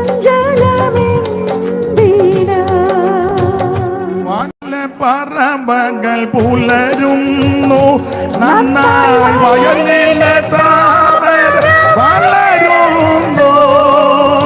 വാനവനായകൻ നമുക്കേതും നൽകാതെ മറന്നിടുമോ? ആ മനമേ ചഞ്ചലം എന്തിനായി? കരുതാൻ വല്ലഭനില്ലയോ ജയവീരനാ. കരമുയർത്ത് ദൈവത്തെ മഹത്വപ്പെടുത്തിയാട്ടെ. നിന്നെ പുലർത്താൻ നിന്റെ ദൈവം വിശ്വസ്തനാ. Praise the Lord. അപ്പൊ ഇവനെ വെള്ളം പോലെ തുളുമ്പുന്നവനാ. ഇവനെ വിശ്വസിക്കാനൊക്കെയല്ല, സ്ഥിരതയുള്ള. ഇവൻ അങ്ങോട്ടും ഇങ്ങോട്ടും ചായും. അവിടെ ചെല്ലുമ്പോ ഇവൻ തല കാണിക്കും, ഇവിടെ വരുമ്പം വിശ്വസിക്കാനൊക്കെയല്ല. ആരെയാ? ഇവിടെ വായിച്ച പുള്ളിയായില്ലെന്ന് രൂപേന്റെ കാര്യാ പറഞ്ഞ്. യവനെ വിശ്വസിക്കരുതെന്ന് പറഞ്ഞപ്പോൾ നിങ്ങളെല്ലാം പുള്ളിയെ നോക്കുന്ന പാവത്താൻ വായിച്ച് സഹായിക്കുക, ദൈവം അനുഗ്രഹിക്കട്ടെ. ഞാൻ രൂപേന്റെ കാര്യമാണ് പറഞ്ഞ്. അവൻ വെള്ളം പോലെ തുളുമ്പുന്നവനാ, അവനെ വിശ്വസിക്കാനൊക്കെയല്ല. സ്തോത്രം.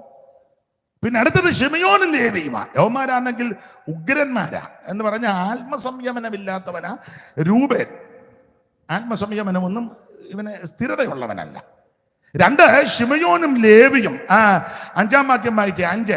ശിമയോനും ലേവിയും സഹോദരന്മാർ. ഒരമ്മ പെറ്റ ഇരട്ടകളെ പോലെ അയ്യോമാര് നടക്കുന്നത്. ശിമയോനും ലേവിയും സഹോദരന്മാരുടെ വാളുകൾ, അവരുടെ വാളുകൾ സാഹസത്തിന്റെ ആയുധങ്ങൾ. എന്നുള്ളമേവരുടെ മന്ത്രണത്തിൽ കൂടരുത്, മനമേ അവരുടെ യോഗത്തിന് ചേരരുത്. മതി മതി മതി മതി.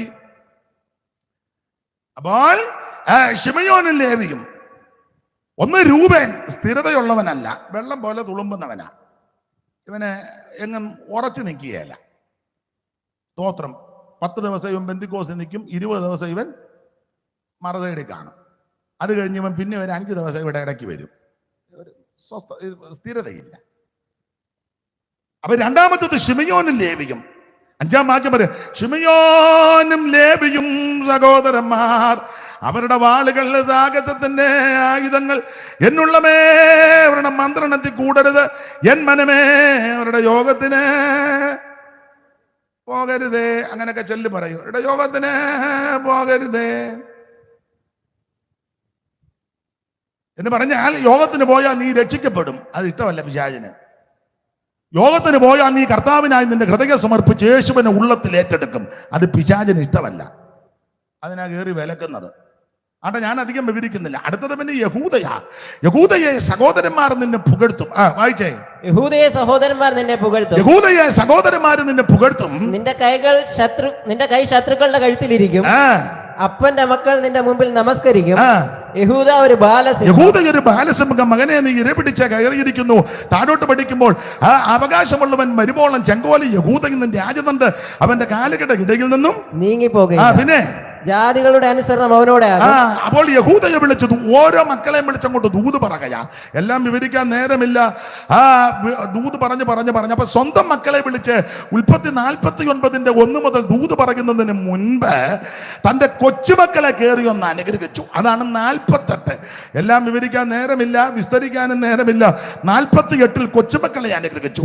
48:1 മുതൽ വായിച്ചേ.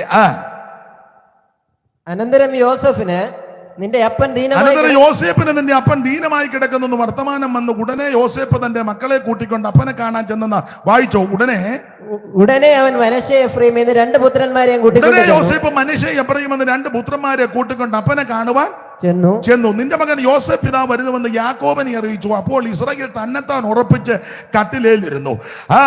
യാക്കോബ് യോസേപ്പിനോട് പറയുന്നതാണ് അടുത്ത വാക്യം. വായിക്കേ. യാക്കോബ് യോസേപ്പിനോട് പറഞ്ഞത്, മകനെ, സർവ്വശക്തിയുള്ള ദൈവം പണ്ട് കനാൻ നാട്ടിലെ ലൂസിൽ വെച്ച് എനിക്ക് പ്രത്യക്ഷനായി എന്നോട്, ഞാൻ നിന്നെ സന്താന പുഷ്ടിയുള്ളവനാക്കി പെരുക്കി നിന്റെ ശേഷം നിന്റെ സന്തതിക്ക് ദേശമെല്ലാം ശാശ്വത അവകാശമായി കൊടുക്കുമെന്ന് എന്റെ ദൈവം എന്നോട് ദൂത് പറഞ്ഞു. അതാണ് അപ്പനും മോനോട് സംസാരിക്കുക. 48 അപ്പനും മക്കളും നന്നായിട്ട് സംസാരിക്കണം. അപ്പൻ പിള്ളേരോട് വർത്താനം പറയണം, പിള്ളേർ അപ്പനോടും മിണ്ടുന്നില്ല. ചില അപ്പന്മാര് വീട്ടിലും ഓഫീസിലെ പോലെ ഇടപെടുന്നത്. അങ്ങനെയുള്ള ആൾക്കാരുണ്ട്. പിള്ളേരോട് ഓഫീസിലെ ഇന്നെന്താണ് നിന്റെ പ്രോഗ്രാം, കൊച്ചനോട് ചോദിക്കുക. നമ്മൾ തമ്മിൽ ഇന്ന് സംസാരിക്കാൻ ടൈമുണ്ടോ?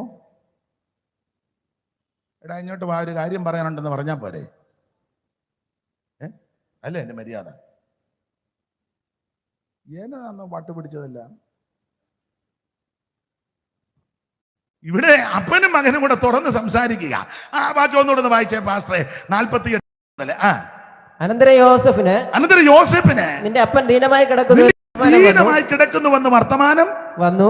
147 വയസ്സുള്ള യാക്കോബ് ക്ഷീണിതനായി ജരാനരയെല്ലാം ബാധിച്ച് മരിക്കാറായി, കടുപ്പമായി മരിക്കാറായെന്ന വാർത്ത യോസേപ്പിന് കിട്ടി. കാരണം യോസേപ്പ് ക്വാർട്ടേഴ്സില്ല, അപ്പച്ചനും ആൾക്കാരും എല്ലാം ഗോശേൻ ദേശത്താ, അല്പം ഡിസ്റ്റൻസ് ഉണ്ട്. യോസേപ്പ് മിസ്രയീമിലെ പർവ്വം കഴിഞ്ഞാൽ പിന്നെ അടുത്ത ആളാ. അപ്പൊ എപ്പോഴും അപ്പനെ കാണാനും ക്ഷേമങ്ങൾ അറിയാൻ ഒഫീഷ്യലായിട്ട് ഒത്തിരി ഉത്തരവാദിത്വം, ഒരു മഹാരാജ്യത്തിന്റെ ഭരണചക്രം നടത്തുന്നയാളല്ലേ.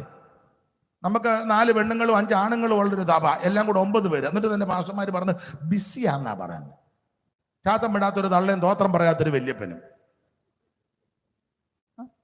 പക്ഷെ എന്തുകൊണ്ട് ബിസി നിന്ന് വളയുക ഞായറാഴ്ച ഒരു തോത്രം പറയിപ്പിക്കാൻ. അപ്പൊ ഒരു രാജ്യത്തിന്റെ, ഒരു മഹാരാജ്യത്തിന്റെ ഭരണസാരഥ്യം ഏറ്റെടുത്ത് ഭരണചക്രം തിരിക്കുന്ന ആൾക്ക് ഉത്തരവാദിത്വമൊന്നും വേണ്ടതുണ്ട്. അതുകൊണ്ട് എപ്പോഴും അപ്പൻ്റെ അടുക്ക വന്ന് ഇരിക്കാനും കാണാനും ഒക്കുന്നില്ല. അപ്പോൾ ആരോ പറഞ്ഞു കൊടുത്തു, നിന്റെ അപ്പൻ ദീനമായി കിടക്കുന്നു യോസേപ്പിനോട്. യോസേപ്പിന്റെ സ്ഥാനത്ത് ഞാനോ നിങ്ങളോ ആരെന്ന് പറയാൻ കുഴപ്പമില്ല, അവിടെ കിടക്കട്ടെ, ഞാൻ ഇവിടെ നിന്ന് വചനം വഹിച്ച് പ്രാർത്ഥിക്കും. 103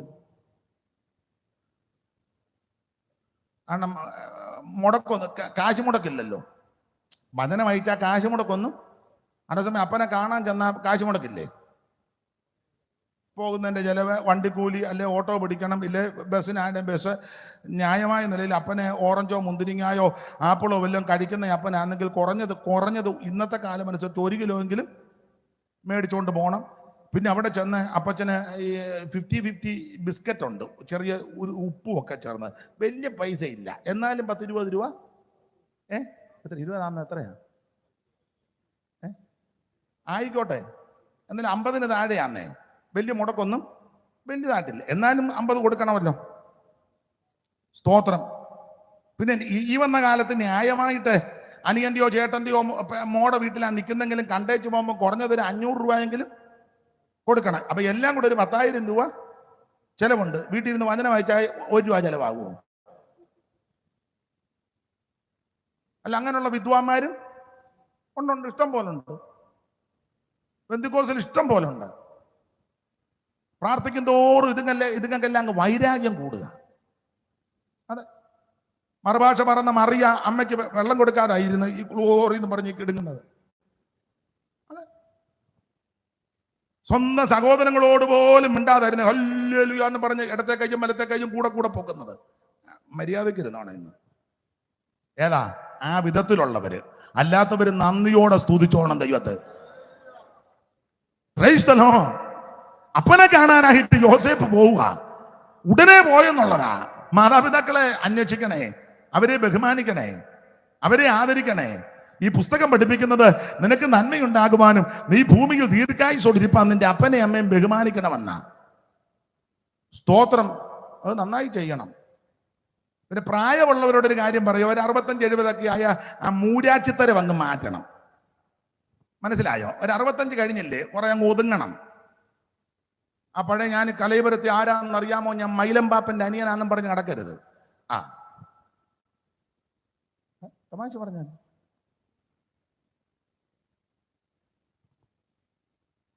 മരുമകളെ നല്ല ആറ്റം സൈസാ, കപ്പലിൽ നീ ആടി പ്ലെയിനെ കയറുന്നവളാ. ഈ വെള്ളത്തിലെടുത്ത അവള് അതുകൊണ്ട് കഞ്ഞി കുടിച്ചൊക്കെ ജീവിക്കണമെങ്കിൽ കുറച്ചൊക്കെ പഴയ പത്രാസം പ്രൗഢിയൊക്കെ ഒന്ന് ഒതുക്കി ദൈവത്തെ വിളിച്ചേ മരുമകളോ മക്കളോ ഇച്ചിരി കഞ്ഞിയോ വെള്ളം തരുകാൻ സ്തോത്രം പറഞ്ഞ് കുടിച്ച് കിടക്കണം. ഇല്ലെങ്കിൽ നേരെ ജോസ്റ്റാൻ എടുത്ത് വിടും.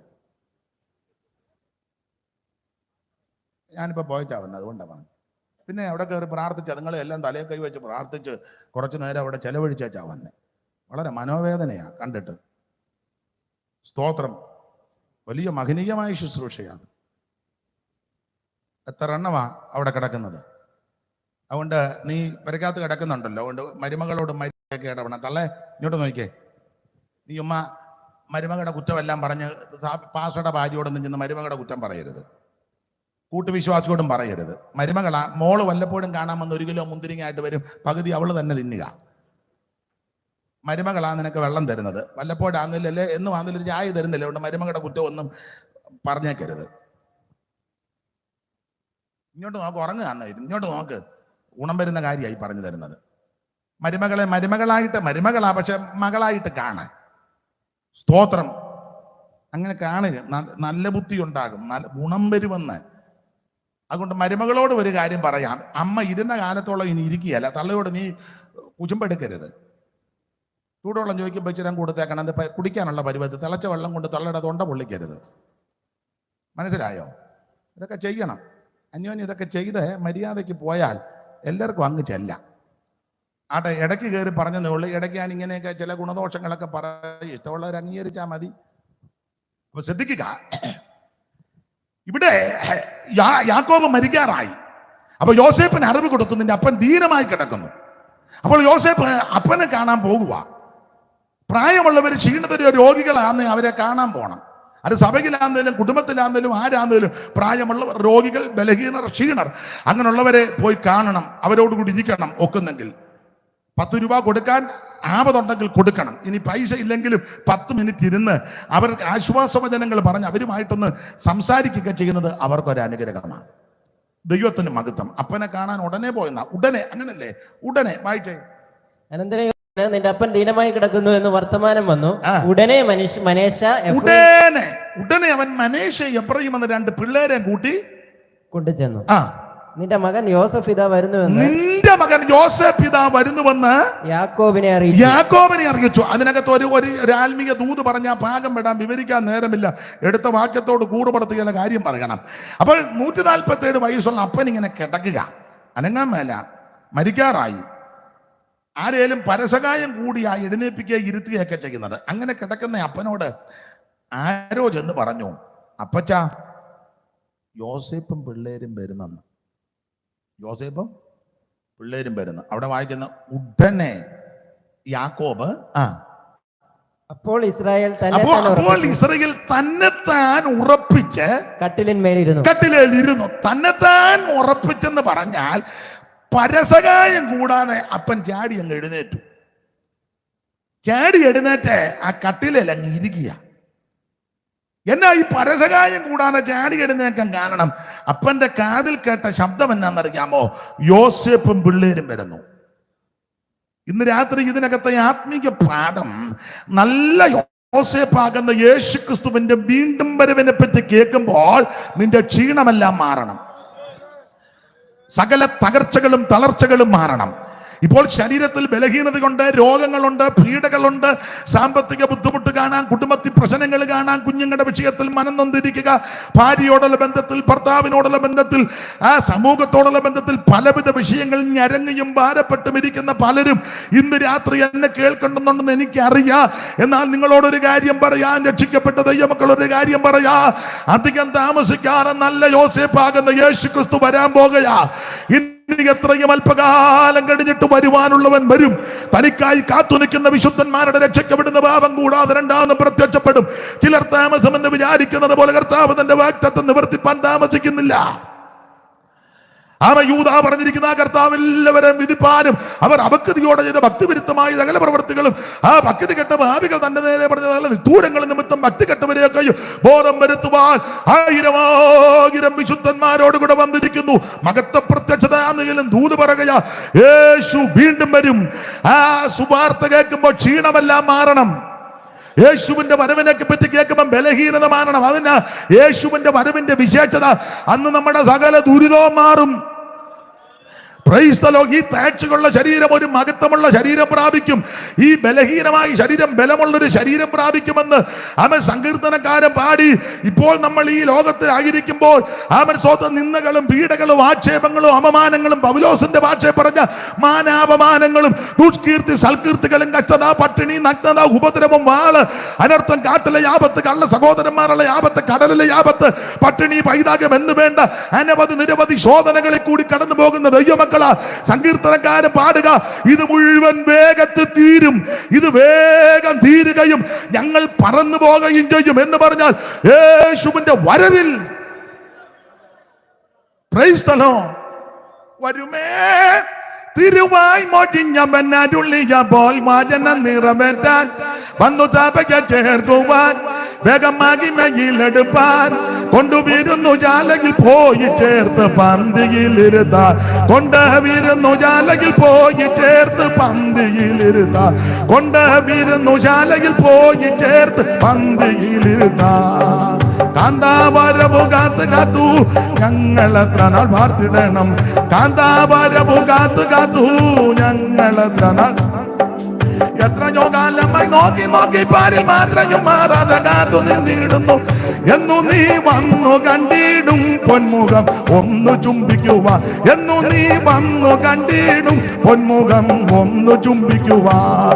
വരുമേ തിരുവായി മോടിഞ്ഞവൻ അരുളിയപ്പോ വചനം നിറവേറ്റാൻ വന്നു സഭയെ ചേർക്കുവാൻ. വേഗം മഹിമയിലെടുപ്പാൻ കൊണ്ടുവരുന്നു ശാലയിൽ പോയി ചേർത്ത് പന്തിയിലിരുത്താൻ. കൊണ്ടുവരുന്നു ശാലയിൽ പോയി ചേർത്ത് പന്തി. അപ്പൊ ശ്രദ്ധിക്കുക, യേശുക്രിസ്തുവിന്റെ വീണ്ടും വരവ് ഈ സുവിശേഷ ലോകത്തിന്റെ മഹാസമാപന ദിനത്തിൽ പറയട്ടെ, അധികം താമസിക്കാതെ യേശു വീണ്ടും വരും. എന്തിന്? തിരുസഭയെ ചേർക്കാൻ. Price the Lord. ഈ വാർത്ത, ഈ സുവാർത്തയെ പറ്റി കേൾക്കുമ്പോൾ ക്ഷീണമെല്ലാം മാറണം. സ്തോത്രം. അല്ല, നിന്റെ മകൻ യോസേഫ് പിതാവ് വരുന്നുവെന്ന് യാക്കോബിനെ അറിയിച്ചു. അപ്പോൾ ഇസ്രായേൽ തന്നെത്താൻ ഉറപ്പിച്ച് കട്ടിലിന്മേലിരുന്നു. യാക്കോബ് യോസഫിനോട് പറഞ്ഞത്, അപ്പന്റെ മോനോട് സംഭാഷിക്കുക. ഈ യാക്കോബ് കട്ടിലേൽ ഇരുന്നതിനെ പറ്റി വേറെ പണ്ഡിതന്മാർ ഇതിനെയൊക്കെ പറ്റിയൊക്കെ പഠിച്ച ആൾക്കാർ പറഞ്ഞ് കട്ടിലേൽ ഇങ്ങനെ ഇരുന്നു, കാല് രണ്ടും താപ്പോട്ടാക്കി, രണ്ട് കാലിന് നടുവിലായിട്ടൊരു വടിയുണ്ട്. വടി നിലത്ത് കുത്തി, എന്നിട്ട് ആ വടിയുടെ മേളിൽ കൈ രണ്ടും വെച്ച്, കൈയുടെ മേളിൽ ഇങ്ങനെ താടിയും വെച്ച് ഇരുന്നെന്നാ പറയുന്നത്. പാസ്റ്റർ കണ്ടോന്നൊന്നും എന്നോട് കയറി ചോദിച്ചേക്കരുത്. അല്ല, അങ്ങനെ ചോദിക്കുന്ന ആൾക്കാർ പിന്നെ നമ്മൾ ഇതെല്ലാം കഴിഞ്ഞല്ലേ വന്നേ. സ്തോത്രം. അങ്ങനെ പറയുന്നത്. എന്തായാലും യാക്കോബ് കട്ടിലേൽ ഇങ്ങനെ ഇരുന്നു. അപ്പോൾ യോസേഫ് അടുത്ത് വന്നു. അപ്പന്റെ മോനോട് സംഭാഷിക്കുക, ഹൃദയം തുറന്ന് സംഭാഷിക്കുക. അപ്പൊ യാക്കോബ് യോസേഫിനോട് പറഞ്ഞേ, വായിച്ചേ. യാക്കോബ് യോസഫിനോട് പറഞ്ഞത്, സർവശക്തിയുള്ള ദൈവം കനാൻ ദേശത്തിലെ ലൂസിൽ വെച്ച് എനിക്ക് പ്രത്യക്ഷനായി. ഈ കണ്ട ഉടനെ അപ്പനും മോനും സംസാരം തുടങ്ങുന്നത് ദൈവിക വിഷയത്തില്ല. സർവശക്തിയുള്ള ദൈവം. അപ്പനും മക്കളും കാണുമ്പോൾ ദൈവിക കാര്യം വേണം ആദ്യം പറയാൻ. ആദ്യം പറയണം ദൈവത്തിന് മഹത്വം, അല്ലെ പ്രൈസ് ദി ലോർഡ്. ഇംഗ്ലീഷ് ഇരിക്കട്ടെ. കാണുമ്പോഴേ ദൈവത്തിന് മഹത്വം, അതൊക്കെയാ ചോദിക്കേണ്ടത്. മക്കളെ കാണുമ്പോഴേ, അല്ല കണ്ടോണ്ടേ ശമ്പളം കിട്ടുന്നുണ്ടോടാ, പിന്നെ അവൻ പറയാം ഇല്ലെന്ന് പറഞ്ഞാൽ ഇനി കൊടുക്കണ്ടല്ലോ. മറ്റവൻ മതിലിങ്ങോട്ട് ഇറക്കി കെട്ടിയിട്ടുണ്ടോ? മക്കളെ കാണുമ്പോൾ ഇതൊന്നും അല്ല ചോദിക്കേണ്ടത്. ദൈവത്തെ പറ്റി പറയണം. നീ പ്രാർത്ഥനയ്ക്ക് പോകുന്നുണ്ടോ? വേദപുസ്തകം വായിക്കുന്നുണ്ടോ? നീ ദൈവത്തെ ആരാധിക്കുന്നുണ്ടോ? നീ കൂട്ടായ്മയ്ക്ക് പോകുന്നുണ്ടോ? ഇതൊക്കെ ആ പിള്ളേരോട് ചോദിക്കണ്ടേ. സ്തോത്രം. അപ്പൻ താമസിച്ച് വന്ന ആദ്യം ചോദിക്കേണ്ടത് കഞ്ഞി കുടിച്ചോന്നല്ല, പ്രാർത്ഥിച്ചോടാന്ന് ചോദിക്കണം. അത് കഴിഞ്ഞ് ചോദിക്കണം കഞ്ഞി കുടിച്ചോന്ന്. ആരോട് പറയാതപ്പാ ഗോതമംഗലം. അപ്പനും മകനോട് സംഭാഷിക്കുക, മകനെ സർവശക്തിയുള്ള ദൈവം എന്ന് പറഞ്ഞാൽ ഞാനും നിങ്ങളും ആരാധിക്കുന്ന ദൈവം സർവശക്തിയുള്ള ദൈവമാണ്. സ്തോത്രം. കരുത്തില്ലാത്ത ദൈവമല്ല, കഴിവില്ലാത്ത ദൈവമല്ല, അവൻ അപാകതയുള്ള ദൈവമല്ല, ഊനമുള്ള ദൈവമല്ല. ഊനമില്ലാത്ത കരുത്തുള്ള കരുത്തനായ ശക്തനായ സർവശക്തനായ ദൈവമാണ് എന്റെയും നിങ്ങളുടെ ദൈവം. നമ്മുടെ ദൈവത്തെ പോലെ വലിയ ദൈവം ആരുള്ളൂ? ഈ ദൈവം എന്നും എന്നേക്കും നമ്മുടെ ദൈവമാ. അവൻ നമ്മെ ജീവപര്യന്തം വഴി നടത്തുവാൻ ശക്തനാ. ഇന്ന് രാത്രി നിന്നെ രക്ഷിച്ച സർവശക്തിയുള്ള ദൈവം. Price the lord. അവിടുന്ന് അനേതിയായി ശാശ്വതമായി നമ്മുടെ ദൈവമാണ്. അതെല്ലാം വിവരിക്കുന്നില്ല. സർവശക്തിയുള്ള ദൈവം കനാൻ ദേശത്തെ ലൂസിൽ വെച്ച് എനിക്ക് എന്ന് പറഞ്ഞ മോനെ, നമ്മളിപ്പോ സംസാരിക്കുന്നതിന് 100 കൊല്ലം മുമ്പ്, അതാ കനാൻ ദേശത്തിലെ ലൂസിൽ പണ്ട് സംസാരിച്ചേ. നമ്മളിപ്പോ സംസാരിക്കുന്നതിന് 100 കൊല്ലം മുമ്പ് സർവശക്തിയുള്ള ദൈവം എന്നോടൊരു ദൂത് പറഞ്ഞു. 100 കൊല്ലം മുമ്പ്. എന്തുവാ പറഞ്ഞ ദൂത്? അടുത്ത വാക്യം. എന്നോട്, ഞാൻ നിന്നെ സന്താനപുഷ്ടിയുള്ളവനാക്കി പെരുക്കി നിന്നെ ജനസമൂഹമാക്കി നിന്റെ ശേഷം നിന്റെ സന്തതിക്ക് ഈ ദേശം ശാശ്വത അവകാശമായി കൊടുക്കുകയും എന്ന് പറഞ്ഞാൽ, പണ്ട് ഞാൻ എന്റെ ചേട്ടനെ പേടിച്ച് ഓടിയൊരു കാലം ഉണ്ടായിരുന്നു. ഒരു ചെറിയ ട്രിക്കായിരുന്നു. ഒരു ചെറിയ എന്തുവാ ഒരു ചെറിയ ഫാൻസി ഡ്രസ് യുവജനോത്സവത്തിന്. വീട്ടിലൊരു യുവജനോത്സവം ഉണ്ടായിരുന്നു. അപ്പൊ ഞാനും അമ്മ പറഞ്ഞു നീ നന്നായിട്ട് അഭിനയിക്കാൻ പറഞ്ഞു. അങ്ങനെ കോലാട്ടുകൊറ്റനെ കണ്ടിച്ച് അമ്മ തന്നെ അണിയറ നിന്നതെല്ലാം ഫിറ്റ് ചെയ്ത് തന്നത്. അങ്ങനെ അപ്പച്ചനെ ഒന്ന് കളിപ്പിച്ചതാ. പക്ഷെ കളിപ്പിച്ച് അനുഗ്രഹമൊക്കെ നേടിയെങ്കിലും പെരയ്ക്കാതിരിക്കാനൊക്കത്തില്ല. അങ്ങനെയുള്ള ഒത്തിരി ആൾക്കാരുണ്ട്. നമ്മൾ പറയും തോമാച്ചായന് ദൈവം അങ്ങ് അനുഗ്രഹിച്ചു. അച്ചായൻ ഇവിടെ, അച്ചായൻ മെഡിക്കൽ കോളേജിൽ കിടപ്പുണ്ട്. മെഡിക്കൽ കോളേജിൽ കിടക്കുന്നവരെല്ലാം കുഴപ്പക്കാരാന്നല്ല പറഞ്ഞത്. നമ്മൾ ഈ അനുഗ്രഹം എന്ന് പറയുന്നത് മിക്കവരും ഭൗതികത്തിനാണ്. ഭൗതികം അനുഗ്രഹമല്ല, അത് നന്മയാണ്. അനുഗ്രഹം ആത്മീകമാ. പുതിയ നിയമത്തിന്റെ ഉപദേശം അത് സ്വർഗീയ അനുഗ്രഹമാണ്. തോമാച്ചായന് ദൈവം അങ്ങ് അനുഗ്രഹിച്ചു. അതിന് ഭയങ്കരം വീടല്ലയോ കലിയപ്പുറത്ത് പണിതേക്കുന്നത് ആണോ? പിന്നെ താഴേന്ന് ബെഡ്റൂമിലോട്ട് ലിഫ്റ്റല്ല കയറുന്നേ. അത് തോമാച്ചൻ എന്ത് ചെയ്യേ? തോമാച്ചൻ അവിടെ അനുഭവിക്കാൻ പറ്റുന്നില്ലല്ലോ. ഉണ്ടോ? അങ്ങനെയുള്ളവരെ സൗഖ്യമാക്കട്ടെ. പക്ഷെ ഞാൻ പറഞ്ഞതിന്റെ ഒരു വശമാണ്. പക്ഷെ നിനക്ക് ചെറ്റപ്പരയാ, പനയോല കൊണ്ട് മേഞ്ഞതാ, ചാണകം തളിച്ച് മെഴുകിയതാ. പക്ഷെ എന്നും രാത്രി അതിനകത്ത് സമാധാനത്തോടെ കിടക്കാൻ പറ്റുന്നെങ്കിൽ അതാ കുറച്ചുകൂടെ ഭാഗ്യം. തോമാച്ചൻ 8 കോടിയുടെ വീട് പണിതേച്ച് തോമാച്ചൻ കൂടുതലും കിടക്കുന്നത് മെഡിക്കൽ കോളേജിലാണ്. അതിലും നല്ലത് 8 കോടി പോയിട്ട് ഒരു കോടി പോലും തിരിച്ചിട്ടില്ല, പനയോല കൊണ്ടാ. പക്ഷെ പെരക്കകത്ത് കിടന്നുറങ്ങുന്നുണ്ടെങ്കിൽ തോമായാക്കാലും നല്ലത് നീ തന്നെ. അതിനങ്ങനാണോ സ്തോത്രം പറയുന്നത്? സ്തോത്രം. എല്ലാ റൂമിലും AC വെച്ചിട്ടുണ്ട്. പക്ഷെ തോമാച്ചൻ AC ഇടാൻ ഒക്കത്തില്ല. അച്ചായൻ അയ്യോ അത് ഇടത്തില്ല. പിന്നെ വല്ലപ്പോഴും ഞാൻ വെളിയിലോട്ട് ഇറങ്ങുമ്പം വേലക്കാരൻ വന്ന് ഒരു 10 മിനിറ്റ് ഇട്ടേച്ച് കാരണം ഇത് കേടാകാതിരിക്കാൻ. എടാ തോമ, എന്നാ ഇത് ഉപയോഗിക്കുന്നവർക്ക് കൊടുക്കടാ തോമ. നീ ഉമ്മ ഇതെല്ലാം വെച്ചുകൊണ്ടിരുന്ന് ഇങ്ങനെ അനാന്ന് കണ്ട പോലെ എഴുതി കണ്ടുകൊണ്ടിരിക്കാതെ അത് ഉപയോഗിക്കുന്നവർ കാണാം, അവർക്ക് കൊടുക്കെടുത്ത്. അതിനൊന്നുമില്ല. 10 ഏക്കർ പുഞ്ചപ്പാടം തോമായ ദൈവം അങ്ങ് അനുഗ്രഹിച്ചു. 10 ഏക്കർ പുഞ്ചപ്പാടം. പക്ഷെ തോമാച്ചന് ഗുജറാത്തിൽ നിന്ന് ഗോതമ്പ് വരണം 2 ചപ്പാത്തി. പുഞ്ചപ്പാടം 10 ഏക്കറുണ്ട്. നെല്ല് കൊയ്ത് ലോഡ് കണക്കിന് പോകുന്നത് തോമാച്ചൻ തിന്നെ ഇരുന്ന് കാണുന്നതല്ലാതെ ആ കുത്തരി എടുത്ത് ഇച്ചിരി ചോറുണ്ണാൻ തോമായിക്ക് പറ്റുന്നില്ല. തോമായിക്ക് ഗുജറാത്തിൽ നിന്ന് ഗോതമ്പ് വരണം, അതും എണ്ണ ചേർക്കാതെ 2 ചപ്പാത്തി. അതും ചപ്പാത്തി ഉണ്ടാക്കി വെച്ച് ജനലെ പിടിച്ച് നിന്ന് കടിക്കണം എഴുന്നേറ്റ് നിന്ന്. കാരണം ചപ്പാത്തി താമസിച്ച് പോയാൽ തോമ എന്തിനാ താമസിച്ചെന്ന് വെച്ച് ചപ്പാത്തി ഇങ്ങനെ നിൽക്കുക. അപ്പം പുഞ്ചപ്പാടം ഒന്നുമില്ലെങ്കിലും 1.5 അരിയുടെ ചോറുണ്ടെന്ന ബേബി ഇതിനകത്തിരിപ്പുണ്ട്. മാസവത്തിന് എന്ന് വെച്ചാൽ ഇല നിറച്ച് ചോറിട്ട് നമ്മൾ ഇന്ന് കണ്ടുകൊണ്ടിരിക്കുന്നത്. ഇവൻ കഴിക്കുന്ന അവൻ കരിങ്കല്ലിന് പണിയുന്നുണ്ട്, നന്നായിട്ട് ചോറും കഴിക്കുന്നുണ്ട്. നമ്മളിതെല്ലാം ഇങ്ങനെ കണ്ടുകൊണ്ടിരിക്കുന്നതല്ലാതെ. അപ്പം അതാ കുറച്ചുകൂടെ നല്ലത്. പാപ്പച്ചായൻ്റെ വീട് എവിടാ? എൻ്റെ വീട് പുളുക്കീഴാ. അതിന് പുളുക്കീഴ്. പക്ഷേ പഞ്ചാര ഇട്ട കാപ്പി. കാരണം പുളുക്കീഴാ ഷുഗർ ഫാക്ടറി പണ്ട്. ഇപ്പോഴത് നിർത്തി. ഷുഗർ ഫാക്ടറി വീട് പുളുക്കീഴാ. ലോഡ് കണക്കിന് പഞ്ചസാര കയറി പോകുന്നത് കണ്ടുകൊണ്ടിരിക്കുന്ന അല്ലാതെ ഒക്കുന്നില്ല. അവിടെ ഞാൻ ഇടയ്ക്ക് കയറി പറഞ്ഞതേ ഉള്ളൂ ഇങ്ങനെയൊക്കെ ചില കാര്യങ്ങൾ. ചെറുതാന്നേലും അത് അനുഭവിക്കുവാനും അത് ആസ്വദിക്കാനും പറ്റുന്നുണ്ടെങ്കിൽ അതാ ഏറ്റവും വലിയ ഭാഗ്യം. മനസ്സിലാകുന്നുണ്ടോ?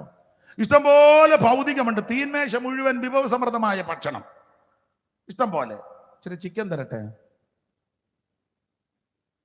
ഇച്ചിരി ബീഫ് ഒലത്തിതും, എന്നാ നല്ല നെന്മീന വറുത്തത്, ഇച്ചിരി മെഴുക്ക് വരട്ടെ തരട്ടെ, നല്ലതാ. അയ്യോ എണ്ണ.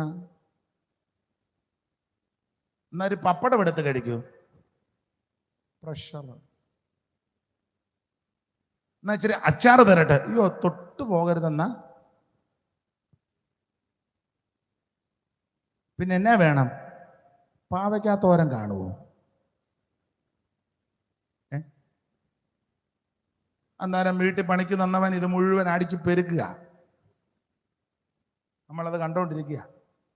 ആട്ടെ, ഞാൻ ഇടയ്ക്ക് കയറി പറഞ്ഞതേ ഉള്ളൂ. അനുഗ്രഹം പ്രാപിച്ച യാക്കോബിന് പെരയ്ക്കാതിരിക്കാൻ പറ്റുന്നില്ല.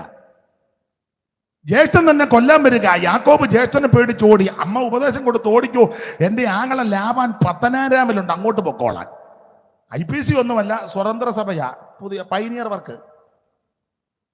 ഓടിക്കോളാൻ പറഞ്ഞു. ആ ഓട്ടം ഓടി ഓടി ഓടി ഒരു സ്ഥലത്ത് വന്നപ്പോൾ സൂര്യൻ വൈകി അസ്തമിച്ചു. സന്ധ്യയായി, ഇരുട്ട് പരന്നു. മൂങ്ങയുടെ ശബ്ദം, കുറുക്കന്റെ ശബ്ദം, ഭീകരാന്തരീക്ഷം. സഹായത്തിന് ആരുമില്ല, കയറി കിടക്കാൻ ഇടമില്ല, ആശ്വാസം വചസ് പറയാൻ ആരും അടുത്തില്ല, ഉടുതുണിക്ക് മറതുണിയില്ല, അവൻ ഭക്ഷിപ്പാൻ ആഹാരമില്ല, ധരിപ്പാൻ വസ്ത്രവും വളരെ നാസ്തിയാ. എല്ലാം നഷ്ടപ്പെട്ട് മരണഭീതിയാൽ ഓടുക.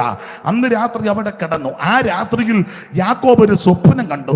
സ്വർഗത്തോളം എത്തുന്ന ഗോവണി, ദൂതന്മാരിങ്ങനെ കയറുകയും ഇറങ്ങുകയും ചെയ്യുക. അന്ന് രാത്രി യാക്കോബിനോട് ദൈവം ഇടപെട്ടു. ഇത് ഇപ്പൊ സംസാരിക്കുന്നതിന് 100 കൊല്ലം മുമ്പ് നടന്ന കാര്യമാണ്. അതാ യാക്കോബ് പറഞ്ഞത്, മോനെ, സർവശക്തിയുള്ള ദൈവം പണ്ട് കനാൻ നാട്ടിലെ ലൂസിൽ വെച്ചനോട് ദൂത് പറഞ്ഞതാ, ഞാൻ നിന്നെ സന്താന പുഷ്ടിയുള്ളവനാക്കി പെരുക്കി നിന്നെ ജനസമൂഹമാക്കി നിന്റെ ശേഷം നിന്റെ സന്തതിക്ക് ദേശം. അന്ന് ആരും സഹായത്തിനില്ലാതെ വട്ടം നോക്കിയിട്ട് നല്ല ക്ഷീണം, ഉറക്കം. തലവെക്കാനായിട്ട് നോക്കിയപ്പോ ഒന്നും കണ്ടില്ല. ഒരു കല്ല് കണ്ട് ആ കല്ലെടുത്ത് തലണയായിട്ട് വെച്ചു. ഈ കല്ല് മറ്റൊന്നുമല്ല, കർത്താവാകുന്ന യേശു ക്രിസ്തുവിന്റെ നടല. സ്തോത്രം, പ്രൈസ് ദി ലോർഡ്. ജീവനുള്ള കല്ലാകുന്ന അവന്റെ അടുക്കൽ. അങ്ങനെയാണല്ലോ പുതിയ നിയമത്തിലെ വാക്യം. ഈ കല്ല് മറ്റാരുമല്ല, യേശു ക്രിസ്തുവാകുന്ന കല്ല്. അതാണ് ആശ്രയമായിട്ട് അടുത്ത് തലയ്ക്ക് വെച്ചത്. സ്തോത്രം. പാടാൻ വയ്യ. ഇവരും ഞാനും കൂടെ അങ്ങോട്ട് ശരിക്കും ഒത്തുവരുന്നുമില്ല. നിങ്ങളുടെ കുഴപ്പമല്ല, കുഴപ്പം എൻ്റെതാ. കാരണം ഞാൻ ഏത് പാട്ടാ പാടുന്നത് അതുങ്ങൾക്ക് അറിയാമല്ല. നിങ്ങൾ പക്കം പിടിച്ചു വരുമ്പോൾ നമ്മൾ നിർത്തുകയും ചെയ്യുന്നുണ്ട്. അതുകൊണ്ടാണ്. പണ്ട് പീറ്റർ അച്ഛൻ പാടിയൊരു പാട്ടുണ്ടല്ലോ, എടുത്ത് പാടിക്കോണേ. തലകിണയായി കൽമാത്രം എന്നെണ്ണുമ്പോൾ കോവേണിയിൽ ദൂതന്മാർ ഇറങ്ങി വരും. തലയിണയായി കൽമാത്രം എന്നെണ്ണുമ്പോൾ കോവേണിയിൽ ദൂതന്മാർ ഇറങ്ങി വരും. പിളർന്നതാ പാറ നിന്നിൽ ഞാൻ മറയട്ടെ. പിളർന്നതാ പാറ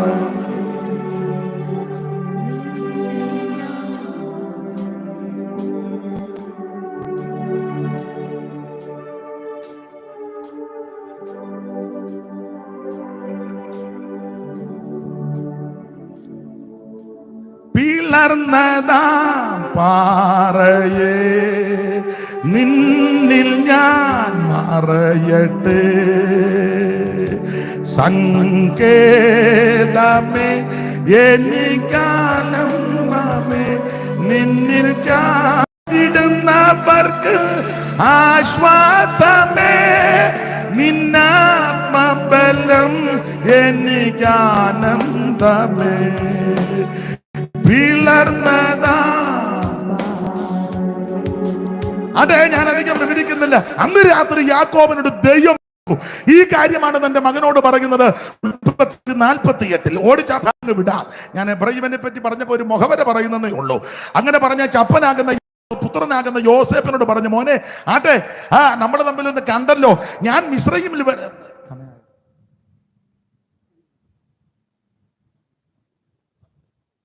ഇന്നലെ ഞാൻ കൃത്യത്തിനാണ് നിർത്തിയത്. ഇന്നലെ വരണമായിരുന്നു. കൃത്യത്തിനാണ് ഞാൻ നിർത്തിയത് ഇന്നലെ.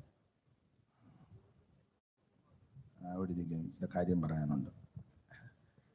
അപ്പൊ ശ്രദ്ധിക്കുക.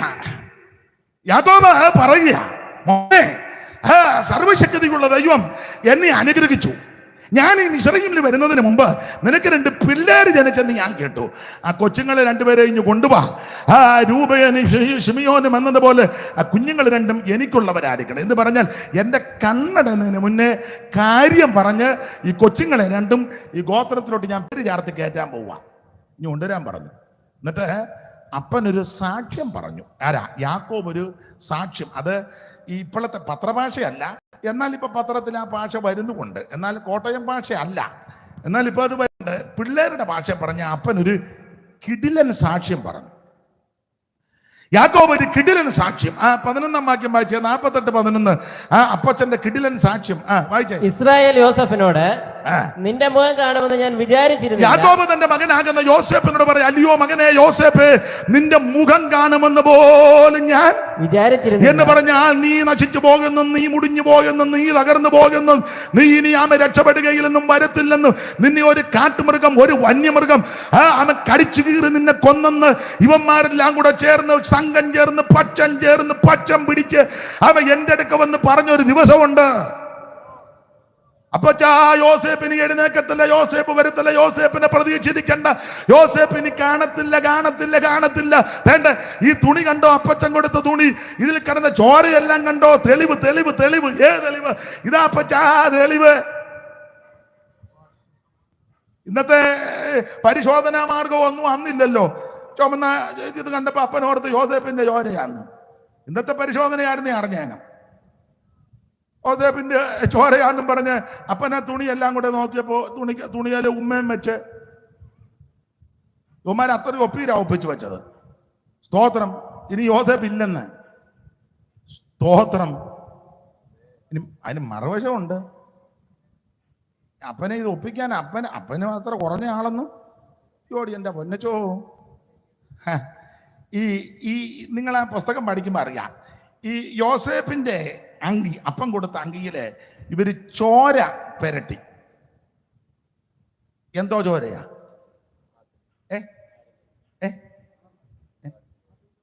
നന്നായിട്ട് പറയണം. നന്നായിട്ട് പറയാമെങ്കിൽ ഒരു സമ്മാനമുണ്ട്.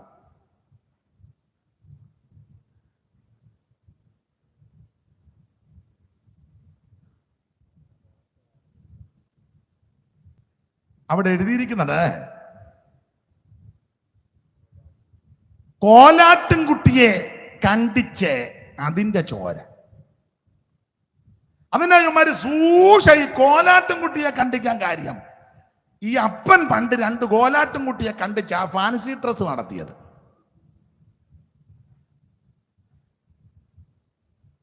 അപ്പൻ 2 കോലാട്ടുംകുട്ടിയെ കണ്ടിച്ചപ്പോൾ കൊച്ചുങ്ങളെല്ലാം കൂടെ ഒരെണ്ണത്തിനെ കണ്ടിച്ചു. ഞാൻ ഇടയ്ക്ക് കയറി പറഞ്ഞതേ ഉള്ളു. അതിലെ ഈ ചോര തുണിയെ പെരട്ടി അപ്പൻ്റെ കയ്യിൽ കൊടുത്തു. അപ്പം വിശ്വസിച്ചു, അയ്യോടി എൻ്റെ കൊച്ചൻ ചത്തുപോയി, ഇനിയിപ്പം രക്ഷയില്ല. പുള്ളി പറഞ്ഞ എൻ്റെ നരയ ദുഃഖത്തോടെ. അപ്പം 100 വർഷം കഴിഞ്ഞ്, സ്തോത്രം, ഈ സംഭവം യാക്കോബ് യോസേപ്പിനോട് പറയാം, മോനെ, സർവശക്തിയുള്ള ദൈവം എന്നെ അനുഗ്രഹിച്ചു, നിന്റെ മുഖം കാണുമെന്ന് പോലും ഞാൻ വിചാരിച്ചതല്ല. നീ ഇങ്ങനെ വരുമെന്നോ, നിന്നെ ഇങ്ങനെ കാണുമെന്നോ, നീ എൻ്റെ മുമ്പിൽ നിൽക്കുമെന്നോ, സ്തോത്രം, നീ ഇങ്ങനെ ആരാധിക്കുമെന്നോ, പ്രാർത്ഥിക്കുമെന്നോ, ശുശ്രൂഷിക്കുമെന്നോ, ഈ നിലയിൽ വരുമെന്ന് ഞാൻ ഈ ഭാഗത്തൊക്കെ നിന്ന് എനിക്ക് കുറച്ച് കാര്യം പറഞ്ഞാൽ കൊള്ളാന്നുണ്ട്. ഇന്ന് ഞാൻ പറയുന്നില്ല, ഞാൻ അങ്ങ് അടങ്ങുക. സ്തോത്രം. യാക്കോബ് അങ്ങനെ ചിന്തിച്ചതാ, നിന്റെ മുഖം കാണുമെന്ന് പോലും ഞാൻ വിചാരിച്ചതല്ല. സ്തോത്രം. ഞാൻ ഇടയ്ക്ക് കയറി എൻ്റെ അനുഭവത്തിൽ നിന്നും ചില കാര്യങ്ങൾ പറയുന്നത് സന്ദർഭോചിതമായിട്ട് നല്ലതാ. അടുത്ത കാലത്ത്, ഇപ്പോഴല്ല, കുറച്ച് നാൾ മുമ്പ് ഒരു ഉപദേശിച്ച് പറഞ്ഞു, ഇനിയും പുള്ളി, സ്തോത്രം, പക്ഷെ ദൈവം വിശ്വസ്തൻ. അതാ ഇവിടെ പറഞ്ഞത്, നിന്റെ മുഖം കാണുമെന്ന് പോലും ഞാൻ വിചാരിച്ചതല്ല. അടുത്ത വാക്യം, എന്നാൽ നിന്റെ സന്തതിയെയും കാണുവാൻ, എന്നാൽ നിന്റെ സന്തതിയും കൂടെ കാണുവാൻ ദൈവം എനിക്ക് സംഗതി വരുത്തി. ഈ സാക്ഷ്യം പറയാൻ കഴിവുള്ള അനേകർ എന്നെ കേൾക്കുന്നുണ്ട്. അവൻ പുറകോട്ടൊന്ന് നോക്കിക്കേ, പുറകോട്ട് ചിന്തിച്ച്, അവൻ ഇന്ന് രാത്രി ഇവിടെ ആയുസോടിരിക്കുമെന്ന് നീ ചിന്തിച്ചതല്ല. മാറാരോഗം നിന്നെ പിടികൂടിയ രംഗമുണ്ട്. ആശുപത്രിയിൽ നിന്ന് ഉപേക്ഷിക്കപ്പെട്ട പല വ്യക്തികളുണ്ട്. അവൻ മരണത്തെ മുഖാമുഖമായി കണ്ടവരുണ്ട്. അവൻ ഡോക്ടർമാര് വിധി എഴുതിയതാ, ഇനി അധിക നാൾ ആയുസില്ല. പക്ഷേ സർവജ്ഞനായ ദൈവം, സൗഖ്യമാക്കുന്ന ദൈവം, വിടുവിക്കുന്ന ദൈവം, ഉദ്ധരിക്കുന്ന ദൈവം, രക്ഷിക്കുന്ന ദൈവം, സമാധാനം തരുന്ന ദൈവം, ആശ്വാസം തരുന്ന ദൈവം ഇന്ന് രാത്രിയും ആയുസോട് ഇരിക്കുവാൻ ദൈവം ചെയ്ത കൃപയോർത്ത് കയ്യും കെട്ടി വായും പൂട്ടി മസിൽ പിടിച്ചിരിക്കാറ് നന്ദി നിറഞ്ഞ ഹൃദയത്തോടെ ദൈവത്തിന് സ്തോത്രം ചെയ്യ. യഹോവയ്ക്ക് സ്തോത്രം ചെയ്യുവീൻ, അവൻ നല്ലവനല്ലോ, അവന്റെ ദയ എന്നേക്കുമുള്ളത്. ഏകനായി മഹാത്ഭുതങ്ങളെ പ്രവർത്തിക്കുന്നവൻ അവൻ നല്ലവനല്ലോ, അവന്റെ ദയ എന്നേക്കുമുള്ളത്.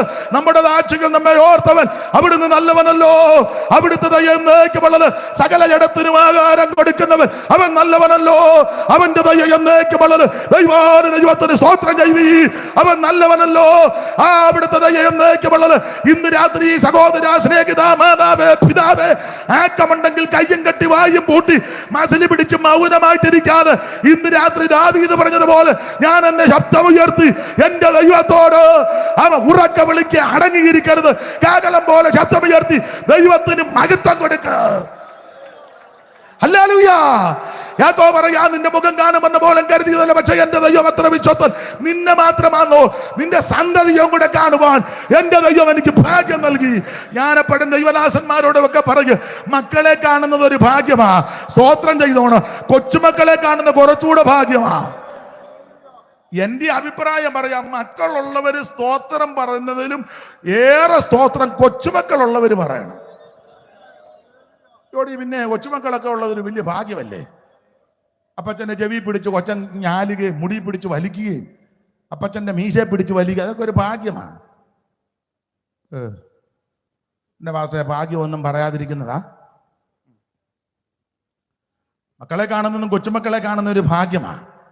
യോസേപ്പിന്റെ മകനാകുന്ന മനശ്ശയുടെ മകനാകുന്ന മാഗീരിന്റെ മക്കള് യോസേപ്പിന്റെ മടി വളർന്നെന്നാണ്.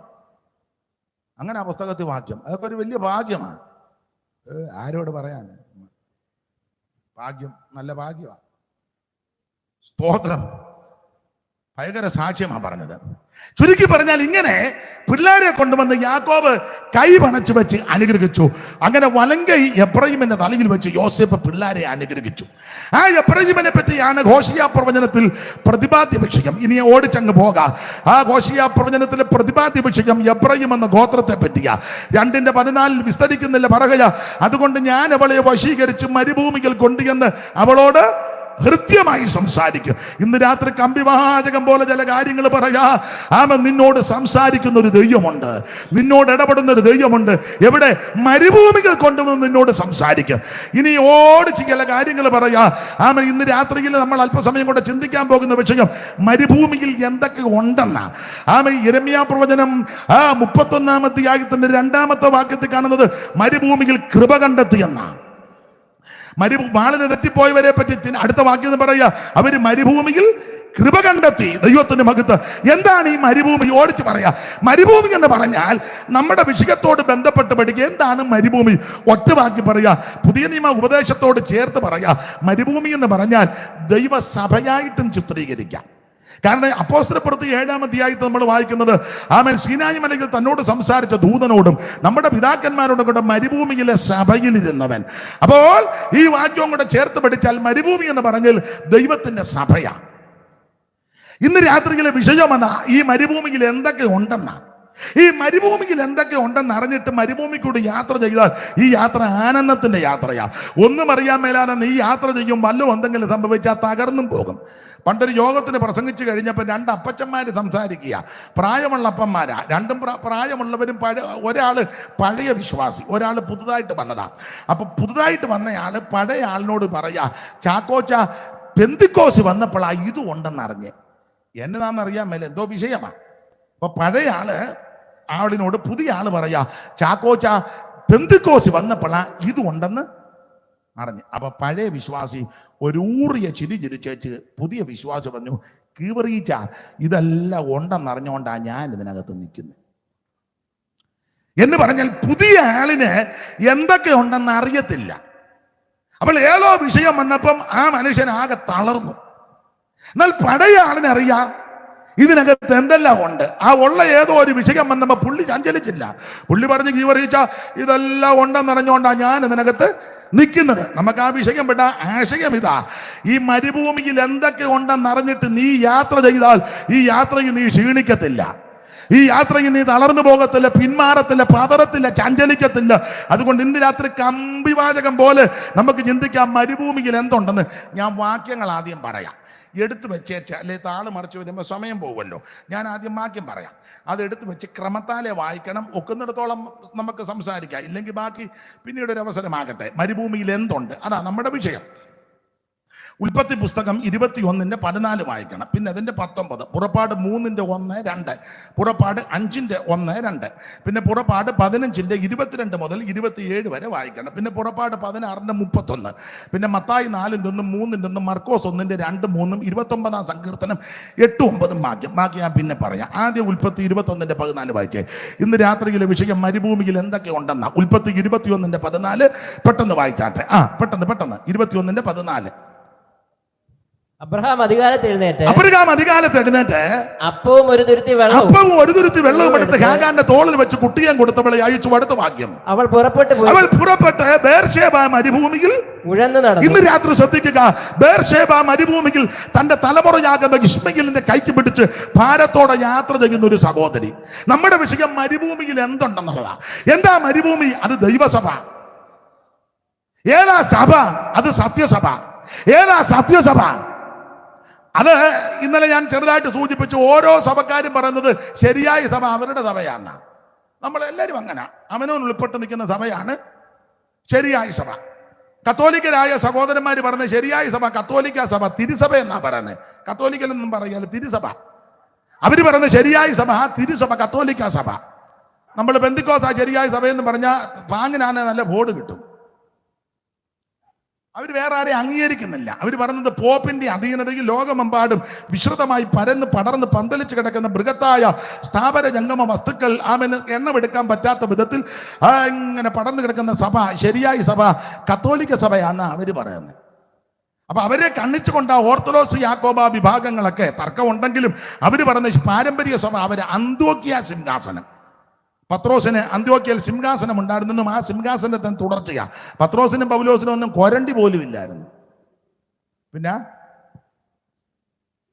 എന്നെ പൊട്ടത്തരവൊക്കെ വിളിച്ച് പറയുന്നത്. അന്ത്യോക്യ സിംഹാസനം. പത്രോസും പൗലോസും പറഞ്ഞേക്കുന്നത് ഈ നാഴിക വരെ ഞങ്ങൾ വിശന്നും ദാഹിച്ചും ഉണ്മാനില്ലാതെയും സ്ഥിരവാസം കൂടാതെ പറഞ്ഞാൽ ഇരിക്കാൻ കസേരയും സ്വന്തമായ സ്ഥലമൊന്നും. അന്നേരം പറയാം അന്ത്യോക്യ സിംഹാസനം ഉണ്ടായിരുന്നെന്ന്. ചുമ്മാ ഊളത്തരവെല്ലാം പറഞ്ഞു. ഇത് പേപ്പട്ടിയെ ഓടിക്കുമ്പോൾ ഇതുങ്ങളെ ഓടിച്ചോണ്ടിരുന്നത്. അന്നേരം എവിടെ സിംഹാസനം ഇട്ട്? അപ്പൊ അവര് പറയുന്നത് ശരിയായ സഭ ഞങ്ങളുടെ സഭയാണ്. യാക്കോബ ഓർത്തഡോക്സ് വിഭാഗങ്ങൾ പറയുന്നത് പാരമ്പര്യ സഭ, അവരാ ശരിയായ സഭ എന്നാ. അപ്പൊ അവരെ കണ്ണിച്ചുകൊണ്ട് വേറെ ഒത്തിരി ആൾക്കാരുണ്ട്. അവിടെ കോട്ടയം സൈഡിലെ, കോട്ടയം റാന്നി സൈഡിലൊക്കെ ഉണ്ട്. അവർ പറയുന്നത് ശരിയായ സഭ ഞങ്ങളുടെ കനാനായ സഭയാണ്. അത് സിറിയയിലെ ഉറഹായി എന്നവർ വന്നെന്ന കനായിത്തൊമ്മന്റെ നേതൃത്വത്തിൽ വള്ളത്തെ കപ്പലായിക്കോട്ടെ, കപ്പലിൽ 345 വന്നെന്ന അവർ സിറിയയിലെ ഉറഹായിൽ നിന്ന് എഡേസ തുറമുഖത്തിൽ നിന്ന് 7 ഇല്ലക്കാര് 70 കുടുംബക്കാര് കപ്പലെ വന്നെന്ന കൊടുങ്ങല്ലൂർ വന്ന് ഇറങ്ങി. അത് കേരളത്തിലെ ക്രൈസ്തവരെല്ലാം അതപ്പതിച്ച് കിടക്കുകയായിരുന്നു. അവരെ എഴുന്നേൽപ്പിക്കാനും ഉണർത്താൻ അവരെ തോമാച്ചന്റെ നേതൃത്വത്തിൽ നിങ്ങൾ കേട്ടിട്ടില്ലേ? അവർക്ക് കല്യാണമൊക്കെ ഉണ്ട്. കല്യാണത്തിന് പാട്ടുമൊക്കെ അവർ പാടും. പഴയ പാട്ടാ. കപ്പൽ കയറി മലനാടു നോക്കി പുറപ്പെട്ടാറെ കൊടുങ്ങല്ലൂരങ്ങീതെ വന്നിറങ്ങി 7-4 വെടിയും വെച്ച് വെടിവെച്ചു ഗോപുരം തന്നെ.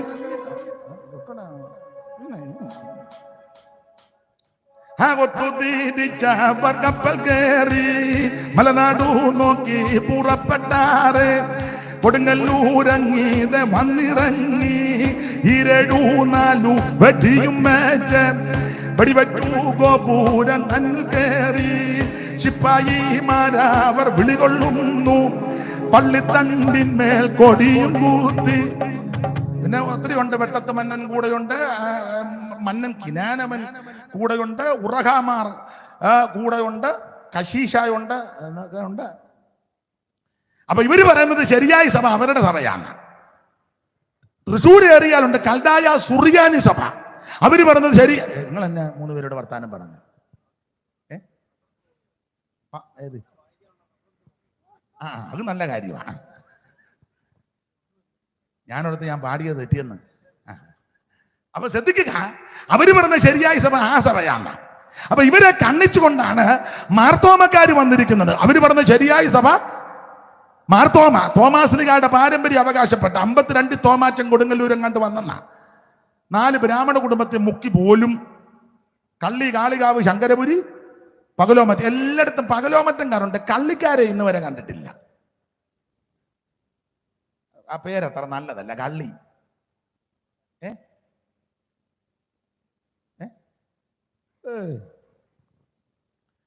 അപ്പൊ അവര് പറയുന്നത് മാർത്തോമ സഭയാ ശരിയായ സഭയെന്ന. ഏബ്രഹാം മൽപ്പാന്റെ ഒക്കെ കാലത്ത് ഉണർവുണ്ടായി. സ്തോത്രം പാലാക്കുന്നത്ത് പ്രിയപ്പെട്ടവരെല്ലാം കൂടെ ചേർന്ന് പടുത്തുയർത്തിയ സഭ. കല്ലിശ്ശേരി മാളികയൊക്കെ ഉണ്ടല്ലോ, കടവിൽ മാളിക, അവിടെ ഇരുന്ന് പ്രാർത്ഥിച്ച് വിവരിക്കുന്നില്ല.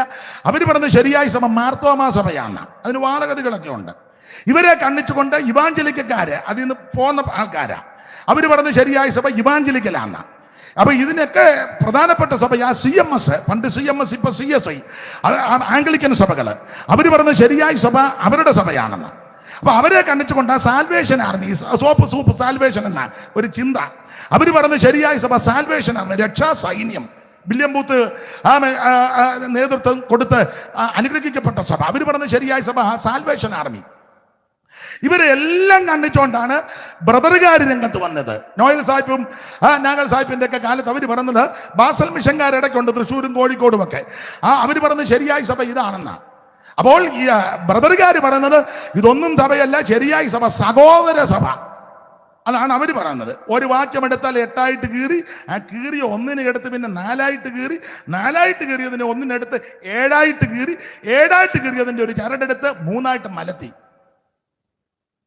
അപ്പൊ അവര് പറയുന്നത് അങ്ങനെ അവര് തെളിയിച്ചു കളയും. പ്രഗത്ഭന്മാർ ഒത്തിരി ഉണ്ട്. സൈമൺ സാറ്, വേറെ പണ്ഡിതനായിരുന്ന YSKL സാറ്, പിന്നെ അടുത്ത കാലത്ത് മൺമറഞ്ഞ MM സക്കറിയ സാറ്, അങ്ങനെയുള്ള പ്രഗത്ഭരായ ധാരാളം ആൾക്കാർ അന്നുകൊണ്ട് ഇന്നുമുണ്ട്. അപ്പൊ അവര് പറയുന്നത് ശരിയായ സഭ ബ്രദറൻ സഭയാണെന്ന്. ഇവരെ എല്ലാം കണ്ണിച്ചോണ്ട പെന്തിക്കോസുകാർ രംഗത്ത് വന്ന് പറയുന്നത് ഇതൊന്നും ശരിയായ സഭയല്ല, ശരിയായ സഭ പെന്തിക്കോസാന്നാ പറയുന്നത്. ഞങ്ങൾ പാരമ്പര്യമുള്ളത്, ഞങ്ങൾക്ക് അപ്പോസ്തലത്തിൽ 2 തുടങ്ങിയത്. പിന്നെ ഇടക്കാലം നമ്മൾ ഇല്ലാതെ ഇരിക്കുകയായിരുന്നു. പിന്നെ ഒരു 125 കൊല്ലം മുമ്പ് കൊട്ടാരക്കര സായിപ്പ് വന്ന്, ആരോട് പറയാൻ. അപ്പോൾ പെന്തിക്കോസുകാർ പറഞ്ഞത് ശരിയായ സഭ പെന്തിക്കോസാണ്. ഇനി പെന്തിക്കോസ് തന്നെ പല വകുപ്പുകളുണ്ട്, അത് ഈ സൈഡിലും ഒക്കെ ഉണ്ട്. അവർ പറഞ്ഞത് ശരിയായ സഭ ഇതൊന്നുമല്ല, ഞങ്ങളുടെതാ. വരിക കുഞ്ഞാടിന്റെ കാന്തയായ മണവാട്ടിയെ.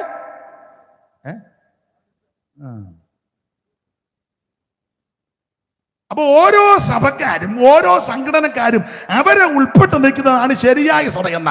എന്നാൽ വിശുദ്ധ ബൈബിൾ എന്തോ പറയുന്നു, വായിപ്പിക്കാൻ നേരമല്ല. നിങ്ങൾക്കറിയാം ഏതാ സഭ, ഏതാ സത്യസഭ. ഒറ്റ വാക്കി പറയുക, ബിൽഡിംഗ് അല്ല സഭ. ബോർഡ് ലൈറ്റ് ഒക്കെ ഇണക്കി 80 പോകുമ്പോൾ പെട്ടെന്ന് കാണുന്ന അതല്ല സഭ. സഭ ഏതാന്ന് ചോദിച്ചാൽ രക്ഷിക്കപ്പെട്ടവരുടെ കൂട്ടം, യേശുക്രിസ്തുവിനെ രക്ഷിതാവായി സ്വീകരിച്ചവരുടെ കൂട്ടമാണ് ദൈവസഭ. ആ സഭയെ ചേർക്കാനാണ് യേശു വരുന്നത്. ആ സഭയാണ് മരുഭൂമിയിലെ സഭ. നമ്മുടെ വിഷയത്തോട് ബന്ധപ്പെട്ട് അങ്ങനെയെങ്കിൽ ഇന്ന് രാത്രി ചിന്തിക്കുക, ഈ മരുഭൂമിയിൽ എന്തൊക്കെയുണ്ട്. അങ്ങനെയെങ്കിൽ ഉൽപ്പത്തി 21:14 ഓടിച്ചു പറയാ, അവൻ അബ്രഹാം അധികാലത്ത് എഴുന്നേറ്റ് ഒരു തുരുത്തി വെള്ളവും അപ്പവും എടുത്ത് ഹാഗാറിന്റെ തോളിൽ വെച്ച് കുട്ടിയെ കൊടുത്ത് അവളെ അയച്ചവൾ പുറപ്പെട്ടു പോയി ബേർശേബ മരുഭൂമിയിൽ ഉടനെ നടന്നു. ഇന്ന് രാത്രി നമ്മുടെ വിഷയം മരുഭൂമിയിൽ എന്തുണ്ട്? മരുഭൂമി സഭയാ. എന്തുണ്ട് ഇവിടെ? ഇതാ ബേർശേബ മരുഭൂമിയിൽ തന്റെ തലമുറയാകുന്ന ഇശ്മായിലിന്റെ കൈക്ക് പിടിച്ച് വേദനയോടെ അലഞ്ഞ് ഉടനെ നടക്കുന്ന ഒരു സഹോദരി. സാഹചര്യം പഠിച്ചാൽ ഹാഗാർ ഇങ്ങനെ അലഞ്ഞു നടക്കേണ്ടവളല്ല. അബ്രഹാമിന്റെ വീട്ടിൽ സന്തോഷത്തോടെ ജീവിച്ചവളാ ഹാഗാർ. പക്ഷേ അബ്രഹാമിന് ഇസഹാക്ക് ജനിച്ചു കഴിഞ്ഞപ്പോൾ ഈ സഹോദരിമാര് തമ്മിൽ പ്രശ്നമായി, പിള്ളേര് തമ്മിൽ കൊണ്ട് യുദ്ധം, ഈ പെണ്ണുങ്ങൾ തമ്മിൽ പ്രശ്നമായി. ഒടുവിൽ അബ്രഹാം ധർമ്മസങ്കടത്തിലായി. ദൈവം തമ്പുരാൻ ഒടുവിൽ അബ്രഹാമിനെ വിളിച്ച് പറഞ്ഞു, ഈ ഹാഗറിനെയും പൈതലിനെയും വീടിനെ വെളിയിലാക്കണം. ഇനി ഒക്കത്തില്ല. വാഗ്ദത്ത സന്തതിയും ജഡീക സന്തതിയും ഒന്നിച്ച് പാർത്താൽ പ്രശ്നമാണ്. ആവർത്തനത്തിൽ വാക്യമുണ്ട്, കാളയെയും കഴുതുകയും ഒന്നിച്ച് പൂട്ടി ഒഴരുത്. ഒരു വശത്ത് ഒരു നുഖത്തിന്റെ ഒരു വശത്തെ കാള, ഒരു വശത്തെ കഴുത, രണ്ടും 2 ടൈപ്പാ. കാള യാഗമൃഗമാ, കഴുത ശാപമൃഗമാ. യാഗമൃഗത്തെയും ശാപമൃഗത്തെയും ഒന്നിച്ചു കൊണ്ടുപോയ പ്രശ്നമാ. അത് സഭയാന്നേലും വീടാന്നേലും നാടാന്നേലും. അതുകൊണ്ട് പറ്റത്തില്ല. അബ്രഹാം ധർമ്മസങ്കടത്തിലായി. അബ്രഹാമിന്റെ വീട്ടിൽ വളരെ സന്തോഷത്തോടെ ജീവിച്ചവളാ ഹാഗാർ. പക്ഷെ ഇപ്പൊ ഇതാ ഹാഗാറിനെയും പൈതനെയും വെളിവിടുകയാ. അപ്പോൾ അബ്രഹാം അധികാരത്ത് എഴുന്നേറ്റ് വായിച്ചല്ലോ, ഒരു തുരുത്തി വെള്ളവും അപ്പവും എടുത്ത് ഹാഗാറിന്റെ തോളിൽ വെച്ച് കുട്ടിയാകുന്ന ഇശ്മയേലിനെയും കൊടുത്തയച്ചു. അവൾ പുറപ്പെട്ടു പോയി ബേർഷേബ മരുഭൂമിയിൽ ഉടനെ നടന്നു. നമ്മുടെ വിഷയം മരുഭൂമിയിൽ എന്തുണ്ടെന്ന് ശ്രദ്ധിക്കുക. ബേർഷേബ മരുഭൂമിയാ. അബ്രഹാം കൊടുത്ത വെള്ളം തീർന്നു, അപ്പക്കഷണങ്ങൾ തീർന്നു. മരുഭൂമി യാത്ര ചെയ്യാൻ ചുട്ടുപൊള്ളുന്ന അനുഭവങ്ങൾ, ഉഷ്ണക്കാറ്റുകൾ, ചൂടേറിയ രംഗങ്ങൾ. ഈ സഹോദരി വളരെ ഭാരപ്പെട്ടു. അപ്പം തീർന്നു, വെള്ളം തീർന്നു. ഒടുവിൽ തന്റെ പ്രതീക്ഷയാകുന്ന കുട്ടി ഇശ്മായേൽ മരണപ്രാണം കാണിക്കുന്നു. ഇതിന്റെ നടുവിൽ ഇവൾ ഭാരപ്പെട്ടപ്പോൾ അവൾ ആ കുട്ടിയുടെ മരിക്കുമെന്ന് ഉറപ്പായപ്പോൾ കുട്ടിയെ ഒരമ്പുംപാട് ദൂരത്ത് കുറുങ്കാട്ടിൽ മാറ്റിക്കിട്ട് മാറി മരുഭൂമിയിൽ ഹാഗാർ ദൈവത്തോട് നിലവിളിച്ചു. മരുഭൂമിയിൽ കരകുന്ന ഒരു പെറ്റതല്ല, മരുഭൂമിയിൽ കരകുന്ന ഒരു മാതാവ്. ഹാഗറിനോട് ചോദിക്കാം, നീ കരയാനുള്ള വിഷയം എന്താ? അവള് ഇങ്ങനെ വേണേ പറയും, ഞാൻ കരയാനുള്ള വിഷയം ഭർത്താവില്ലാത്തതോ ഭവനമില്ലാത്തതോ സമ്പത്തില്ലാത്തതല്ല എൻ്റെ വിഷയം. എൻ്റെ വിഷയം തലമുറകളുടെ വിടുതല. ഇന്ന് രാത്രി ഈ കൺവെൻഷനിൽ എന്നെ കേൾക്കുന്ന ആരെങ്കിലും തലമുറകളുടെ വിഷയങ്ങൾ ഓർത്ത് ഞരങ്ങുന്നെങ്കിൽ ഇന്ന് രാത്രി ദൈവം നിന്നോട് ദൂര് പറയുകയാ. അത് വചനത്തിൽ കൂടെ ദൂര് പറയുകയാ. ഈ തലമുറയെ ദൈവം തന്നതാണെങ്കിൽ അതിനെ ഉയർത്താൻ ദൈവം വിശ്വസ്തൻ. നിന്റെ തലമുറ അനുവദിക്കാൻ ദൈവം അനുവദിക്കത്തില്ല. നിന്റെ തലമുറ നശിച്ചു പോകാൻ ദൈവം അനുവദിക്കത്തില്ല. ഈ തിരുവചനം നമ്മെ പഠിപ്പിക്കുന്നത് മക്കൾ യഹോവ തരുന്ന അവകാശവും ഉദരബലം ദൈവം തരുന്ന പ്രതിഫലമാ. വീരന്റെ കയ്യിലെ അസ്ത്രം. അങ്ങനെ ആ യൗവനത്തിലെ മക്കൾ അവയെ കൊണ്ട് തന്നെ യാവനാടിക നിറച്ചിരിക്കുന്ന പുരുഷൻ ഭാഗ്യവാൻ. മരുഭൂമിയിൽ തലമുറയ്ക്ക് വേണ്ടി കരകുന്ന ഒരു സഹോദരി. അധികം വിവരിക്കുന്നില്ല. മരുഭൂമിയിൽ എന്തുണ്ട് അതാണല്ലോ നമ്മുടെ വിഷയം. മോനെ അതിന്റെ 19 വാക്യം വായിച്ച 21:19 എന്തുണ്ട്? ദൈവം അവളുടെ കണ്ണ് തുറന്നു, അവൾ ഒരു നീരുറവ് കണ്ടു. ദൈവം അവളുടെ കണ്ണ് തുറന്ന് അവൾ ഒരു നീരുറവ് കണ്ട് ചെന്ന് തുരുത്തിയിൽ വെള്ളം നിറച്ച് ബാലനെ കുടിപ്പിച്ച് ഓടിച്ച് പറയാം. മരുഭൂമിയിൽ എന്തുണ്ടെന്ന് ചോദിച്ചാൽ ഇന്ന് രാത്രി എന്നെ കേൾക്കുന്ന ദൈവമക്കളോട് ആൻസർ ആയിട്ട് പറയട്ടെ. കരകുന്ന, നിലവിളിക്കുന്ന, പ്രാർത്ഥിക്കുന്ന, ഭാരപ്പെടുന്ന ദൈവത്തിന്റെ പൈതലെ, ഒന്ന്, ഈ മരുഭൂമിയിൽ സർവശക്തനായ ദൈവത്തിന്റെ കരുതലുണ്ട്. നിനക്ക് വേണ്ടി കരുതുന്ന ഒരു ദൈവമുണ്ട്. നിന്റെ കുടുംബത്തിന് വേണ്ടി കരുതുന്ന ഒരു ദൈവമുണ്ട്. നിന്നെ പുലർത്തുന്ന ഒരു ദൈവമുണ്ട്. അതുകൊണ്ട് ഇന്ന് രാത്രി പാരമ്പര്യങ്ങളും ആചാരങ്ങളും അനുഷ്ഠാനങ്ങളും പൗരോഹിത്യവും അതേ നേരത്തെ ആചരിച്ച് അനുഷ്ഠിച്ച പലതും വിട്ട് സത്യദൈവത്തെ ഭജിക്കുവാൻ ഇറങ്ങിത്തിരിച്ച നിന്നോട് ഇന്ന് രാത്രി വചനത്തിൽ കൂടെ ദൂര് പറയുകയാ. നീ ചഞ്ചലിക്കരുത്, നിരാശപ്പെട്ടു പോകരുത്, പതറരുത്.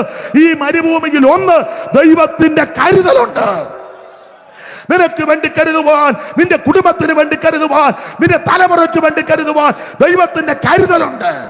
ഞാൻ എപ്പോഴും പറയും, ദൈവം തപ്പുരാൻ സകലതും കരുതി ഒരുക്കി വെച്ചാ നമ്മളെ വിളിച്ചിറക്കിയത്. നിനക്ക് ഒരു കുഴപ്പവും വരികയല്ല. അതുകൊണ്ട് പെന്തിക്കോസ് വന്നെന്നോർത്ത് ഭാരപ്പെടുകയൊന്നും ചെയ്യരുത്. ഞാൻ പെന്തിക്കോസ് വന്നിട്ട് 32 കൊല്ലം കഴിഞ്ഞ് ഇന്ന് വരെ തോന്നിയിട്ടില്ല വന്നത് മണ്ടത്തരമായിരുന്നു. ഇപ്പോഴും നിരാശയാ. നേരത്തെ വരാനൊക്കാഞ്ഞത് ഇന്ന് വരെ തോന്നിയിട്ടില്ല ഇത് അബദ്ധമായിരുന്നു. അത് തന്നെയല്ലേ പെന്തിക്കോസുകാരനാന്ന് പറയുന്നതിൽ ഞാൻ അഭിമാനിക്കുന്നയാളാ. പെന്തിക്കോസി വന്നത് കൊണ്ടാണ് ആ നന്മ വന്നത്. വേദപുസ്തകത്തിന്റെ വെളിച്ചത്തിൽ രക്ഷിക്കപ്പെട്ടു. പിന്നെ എന്റെ അനുഭവത്തിൽ അങ്ങ് പറയാ, ഈ മാർഗത്തിൽ വന്നതാ രക്ഷയായത്. സ്തോത്രം. ഈ മാർഗത്തിൽ വന്നതാ വിടുതൽ. നീ യേശുവിനെ അറിഞ്ഞതാ നിന്റെ വിടുതൽ. Price the Lord, price the Lord. അതുകൊണ്ട് ഞാൻ എൻ്റെ എളിയ സാക്ഷ്യം പറയാ, ഞാൻ പെന്തിക്കോസുകാരനാന്ന് പറയുന്നതിൽ അഭിമാനിക്കുന്നയാളാ. നിങ്ങളുടെ കാര്യം എങ്ങനെയാന്ന് വേണേ നിങ്ങളങ്ങ് പറഞ്ഞാൽ മതി. എനിക്ക് ഇന്ന് വരെ തോന്നിയിട്ടില്ല വന്നത് മണ്ടത്തരമായിരുന്നു. ഏറ്റവും ശ്രേഷ്ഠമാണ്. ദൈവത്തിന് മഹത്വം. കാരണം കൂടെ പറയാ, നിനക്ക് വേണ്ടി കരുതുന്ന ഒരു ദൈവമുണ്ട്. നിന്നെ പുലർത്തുന്ന ഒരു ദൈവമുണ്ട്. സകലത് ഒരുക്കി കരുതി വെച്ചാൽ ദൈവം നിന്നെ വിളിച്ചിറക്കിയത്. ചില ചോദിക്കുന്ന, പെന്തിക്കോസ് വന്ന എവിടെ അടക്കുന്നത്? നമ്മൾ ഉപദേശവും സാക്ഷ്യവും എല്ലാം പറയുമ്പോൾ അതൊക്കെ നിങ്ങളുടെ കൊട്ടും പാട്ടും പ്രാർത്ഥന എങ്ങാൻ കിട്ടാ. ക്ഷമതേരി ഉണ്ടോ? നീ എന്നെ യാകാൻ വരുവാന്നോ? ഞാനൊരു കാര്യം പറയാം, ഇട്ടോണ്ട് അംഗീകരിച്ചാ മതി. കൊണപ്പെട്ടവനെ അടക്കാൻ ചെമിത്തേരിയും കല്ലറയും ഒന്നും ഇല്ലെങ്കിലും 5 സെന്റ് സ്ഥലം ഉണ്ടോ? നിന്റെ മുറ്റത്തൊരു കുഴിയെടുത്തിട്ട് അതിലടക്കിയാൽ നീ കൊണപ്പെട്ടവനെ കാകളം ധ്വനിക്കുമ്പോൾ പുത്തൻ ശരീരത്തോടെ അവിടുന്ന് ഉയർത്തു വരും. കൊണപ്പെടാത്തവനെ കുമ്പനാട്ട് അടക്കിയാലെന്ന, മുളക്കുടയിൽ അടക്കിയാലെന്ന, പുനലൂര് കൊണ്ട് അടക്കിയാലെന്ന, പിന്നെ എവിടൊക്കെയാ പറഞ്ഞേ, ചിങ്ങവനത്ത് അടക്കിയാലെന്ന, തിരുവല്ലായി ടൗണിലെ അവിടെ അടക്കിയാൽ, കൊണപ്പെടാത്തവനെ എവിടെ അടക്കിയാലും കാകളം. 2ാം വരവിൽ, ആദ്യത്തെ വരവിൽ ഉയർക്കത്തില്ല. പിന്നെ ഒടുവിൽ വെളിപ്പാടിലുണ്ടല്ലോ, ഞാൻ വെള്ള സിംഹാസനം, അന്നേരം വരും. കൊണപ്പെട്ടവനെ എവിടെ? ആദിമ നൂറ്റാണ്ടിൽ അടക്കിയ അപ്പോസ്തലന്മാർക്ക് നല്ല അടക്കം കിട്ടിയില്ലല്ലോ. അഗ്നിക്കരയായില്ലേ, വന്യമൃഗങ്ങൾക്കരയാക്കി. ആരുണ്ടായിരുന്നു അടക്കാൻ? മെത്രാനും ഇല്ലായിരുന്നു, പോപ്പും ഇല്ലായിരുന്നു, ബിഷോപ്പും ഇല്ലായിരുന്നു, ഓവർസീറും ഇല്ലായിരുന്നു, സൂപ്രണ്ടും ഇല്ലായിരുന്നു, കുന്തവും ഇല്ലായിരുന്നു. എന്നെ കണ്ണു പൊത്തുന്നു, എന്നെ നോക്കി, എന്നെ പേടി എന്നെ. എനിക്കിനി ഒന്നും വരാനൊന്നുമില്ല. ഇത് കൂടെ പണ്ടൊരാൾ പറഞ്ഞു, തെങ്ങേന്ന് വീണ് തല പോയപ്പോൾ പെമ്പള വന്ന് പറഞ്ഞു, എൻ്റെ ദൈവമേ ഇതിലും വലുത് ഏതാണ്ട് വരേണ്ടതാണ്. തല അപ്പുറം കിടന്ന് പിടക്കിയ ഇതിലും വലുത്. എനിക്കിനി എൻ്റെ മരുന്നൊന്നും വരുന്നതല്ല. ഒറ്റ ഒരുത്തനെ നോക്കുന്നുമില്ല. സ്തോത്രം. നിനക്ക് താല്പര്യം ഉണ്ടായി വിളിച്ചാൽ മതി. Price the Lord. എടാ, കൊണപ്പെട്ടവനെ എവിടെ അടക്കിയാലും കാഹളത്തിന്റെ ശബ്ദം കേൾക്കുമ്പോൾ അവൻ ഉയർത്തു വരും പുത്തൻ ശരീരത്തോടെ. പുത്തനാകും ശരീരത്തെ, പുത്തനാകും ശരീരത്തെ ദത്തം ചെയ്യും നായകൻ, ദത്തം ചെയ്യും നായകൻ. മംഗളം മംഗളമായി നീ വാഴും നമ്മളെല്ലാരും. മംഗളം മംഗളമായി നീ വാഴും നമ്മളെല്ലാരും. മംഗളം. അപ്പോൾ അവൻ എവിടെ അടക്കും? നീ ഭാരപ്പെടണ്ട. എറണാകുളത്ത് നിങ്ങൾക്ക് ചരിത്രം അറിയാവുന്നവർക്ക് അറിയാം, വൈപ്പിൻകര, പുതുവൈപ്പിൻ, അവിടെ ഒരു അപ്പച്ചൻ ഉണ്ടായിരുന്നു, പാപ്പു അപ്പച്ചൻ. നിങ്ങൾ ചരിത്രം ചോദിച്ചു നോക്ക്. പാപ്പു അപ്പച്ചൻ വർഷങ്ങൾക്ക് മുമ്പ് ആ മനുഷ്യൻ ഒറ്റയ്ക്ക് പെന്തിക്കോസി വന്നു. അദ്ദേഹത്തിന്റെ ഭാര്യ മരിച്ചപ്പോൾ അടക്കാൻ ആരുമില്ല, വീട്ടിലാരെയും കയറ്റിയില്ല. പെന്തിക്കോസുകാരെ ഒരു കുഞ്ഞുങ്ങളെ കെന്നെ മുഴുവൻ ഇളകി. പാപ്പു അപ്പച്ചൻ ഈ വിശ്വാസത്തിൽ നിന്ന് പോയില്ല. അദ്ദേഹം ഒറ്റയ്ക്ക് അദ്ദേഹത്തിന്റെ ഭാര്യയെ ഡെഡ് ബോഡി എടുത്ത് കടത്തീരത്ത് കൊണ്ടുപോയി മണ്ണ് മാന്തി തന്നെ അടക്കി. പ്രാർത്ഥിച്ചതും പുള്ളു തന്നെ, സങ്കീർത്തനം വായിച്ചതും പുള്ളു തന്നെ, അവൻ കുടിച്ചിട്ടതും പുള്ളു തന്നെ, മണ്ണിട്ടിട്ടുള്ള പുള്ളു തന്നെ.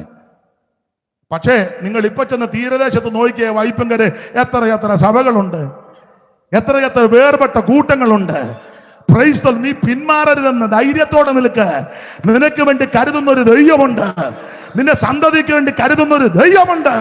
സകലതും കരുതി ഒരുക്കി വെച്ചാ ദൈവം നിന്നെ വിളിച്ചിറക്കിയത്. ഞാൻ പെന്തിക്കോസ് വന്നപ്പോ ഞങ്ങളുടെ ഒരു ഉപ്പാപ്പൻ എന്നെ കണ്ടപ്പോൾ പറഞ്ഞു, ഞങ്ങൾ പെന്തിക്കോസിലാണോ? ഞാൻ പറഞ്ഞു പെന്തിക്കോസ് മുടിഞ്ഞു പോകുകയുള്ളെന്ന്.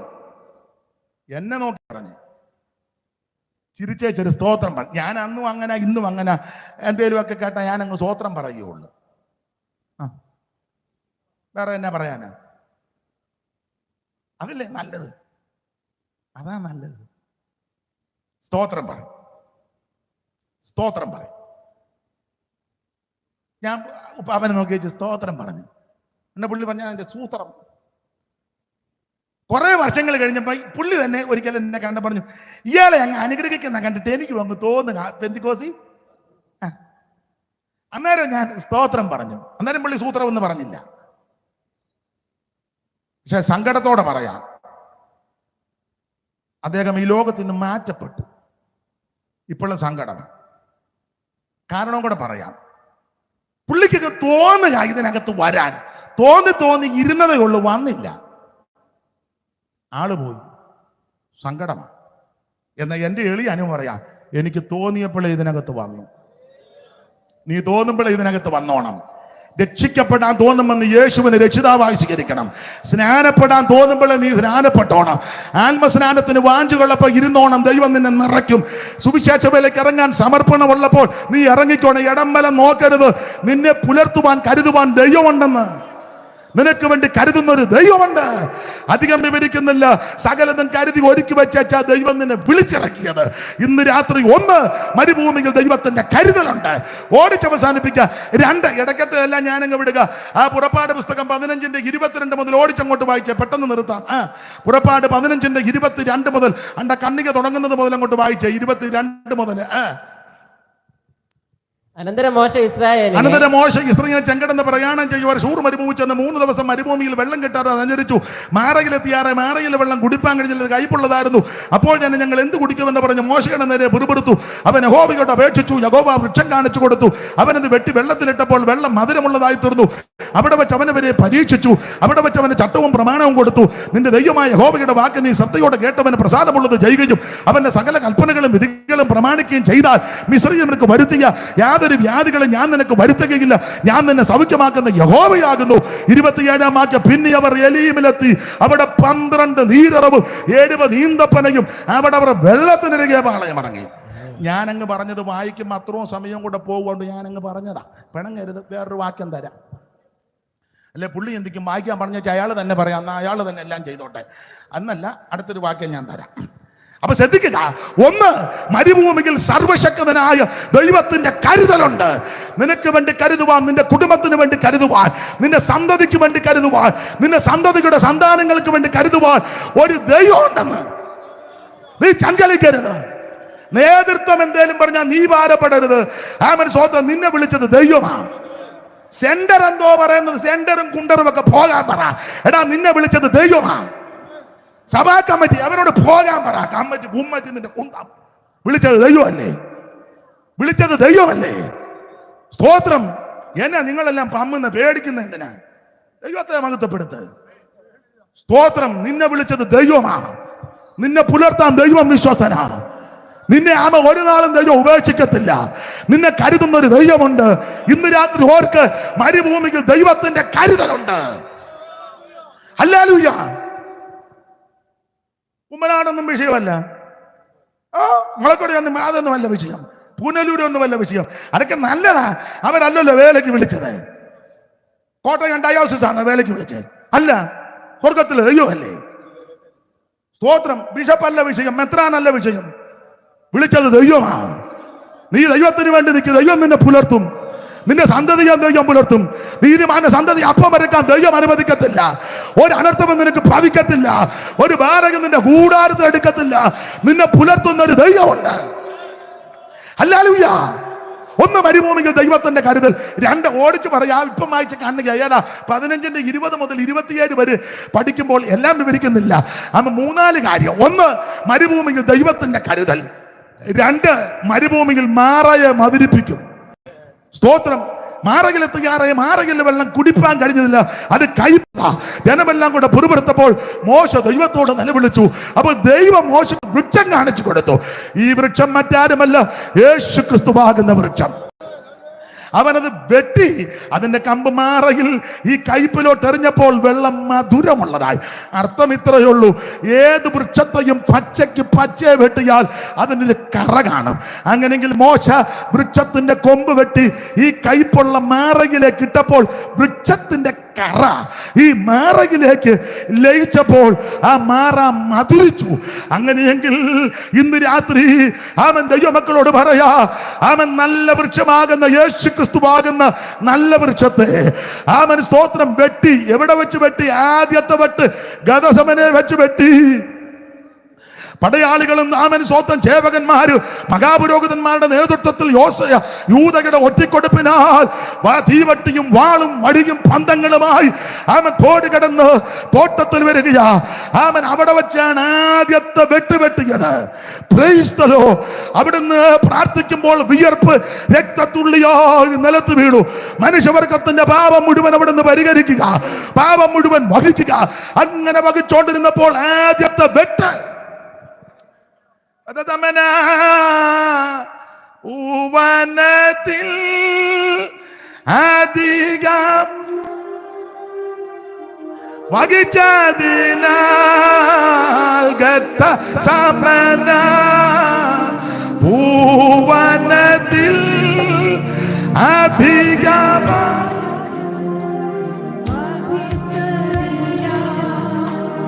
അതിവ്യതയിൽ ആയിട്ടും താതനിഷ്ടം നടപ്പത്. ഓ താതനിഷ്ടം നടപ്പത്. ഇന്ന് രാത്രി കേൾക്കണമേ, ആദ്യത്തെ വെട്ട് ഗദസമനെ. അവിടെ മുതൽ വെട്ടാൻ തുടങ്ങി. വെട്ടി വെട്ടി വെട്ടി വെട്ടി കണ്ടവനും വന്നവനും എല്ലാം കയറി വെട്ടുക. ചാട്ടവാറിന്റെ ഘോരമായ പ്രകരം മാംസമെല്ലാം ഇരുന്ന് പറഞ്ഞിറങ്ങി മുതക ഉടവജാല പോലെ നീളത്തിൽ കീറി വന്നവനും നോക്കുന്നവനും വെറുതെ വന്നവൻ കയറി വെട്ടുക. കാർക്കിച്ചു തുപ്പി കണ്ണം തടിച്ചു. അവൻ മുക്കിരീടം കൊണ്ട് അടിച്ചിറക്കി. അവൻ ഇരുമ്പ് ചവണ കൊണ്ട് മുഖത്തെ രോമമെല്ലാം പിടിത് വന്നവൻ വന്നവൻ വന്നവൻ മുഴുവൻ വെട്ടുക. ഒടുവിൽ ആ ഒടുവിലത്തെ വെട്ട് നടന്നത് ഒരു പടയാല് കുന്തമെടുത്തൊരു കുത്ത്.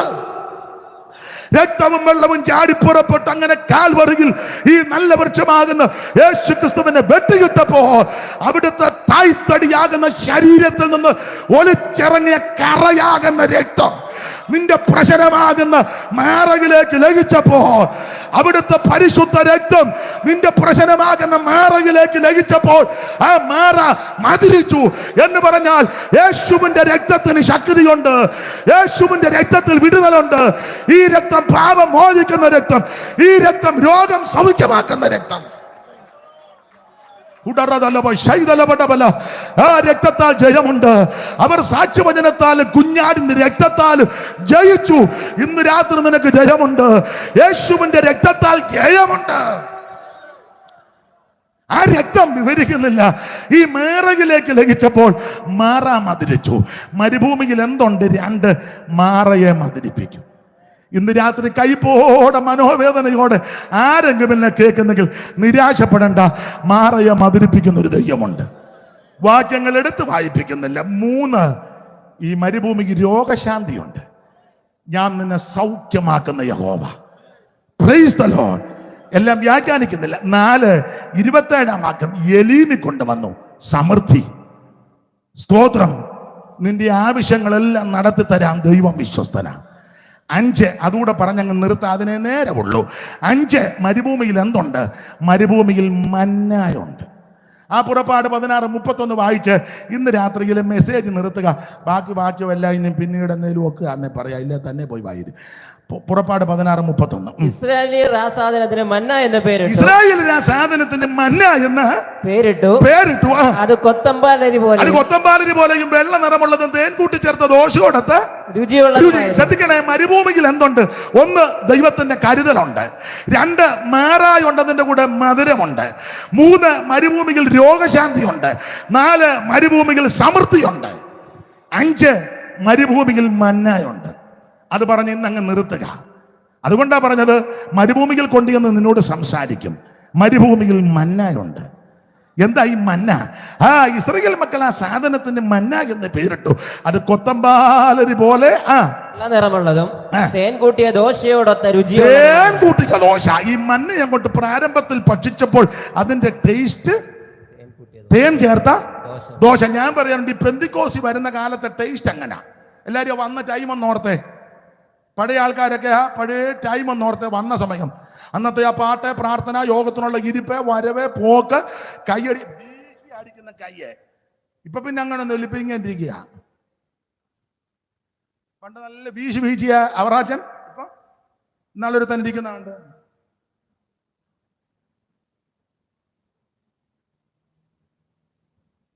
അങ്ങനെയുണ്ട്.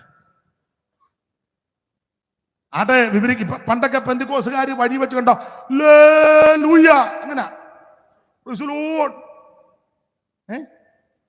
ഞങ്ങളുടെ ഒരു പിന്നെ ചെറുക്കൻ പറയാറുണ്ട്, അവൻ്റെ അമ്മ പ്രൈസലോട് പറയുന്നതിന് അവൻ പറഞ്ഞ ഞങ്ങളുടെ അമ്മയ്ക്ക് ഒത്തിരി ലോൺ ഉണ്ടെന്ന് പറഞ്ഞു. അതിനാടെ ലോൺ? Price loan. ഞങ്ങളുടെ അമ്മയ്ക്ക് ഒത്തിരി ലോണാന്ന് പറഞ്ഞു മുഴുവൻ. Price loan. അപ്പം പണ്ടൊക്കെ 2 പെന്തിക്കോസുകാർ കണ്ട ലൂയ, റോഡിനക്കരെയും റോഡിനിപ്പറയാണ് ലൂയ. ഇന്ന് കണ്ടാലോ? ഇന്ന് അങ്ങനല്ല. ഇന്ന്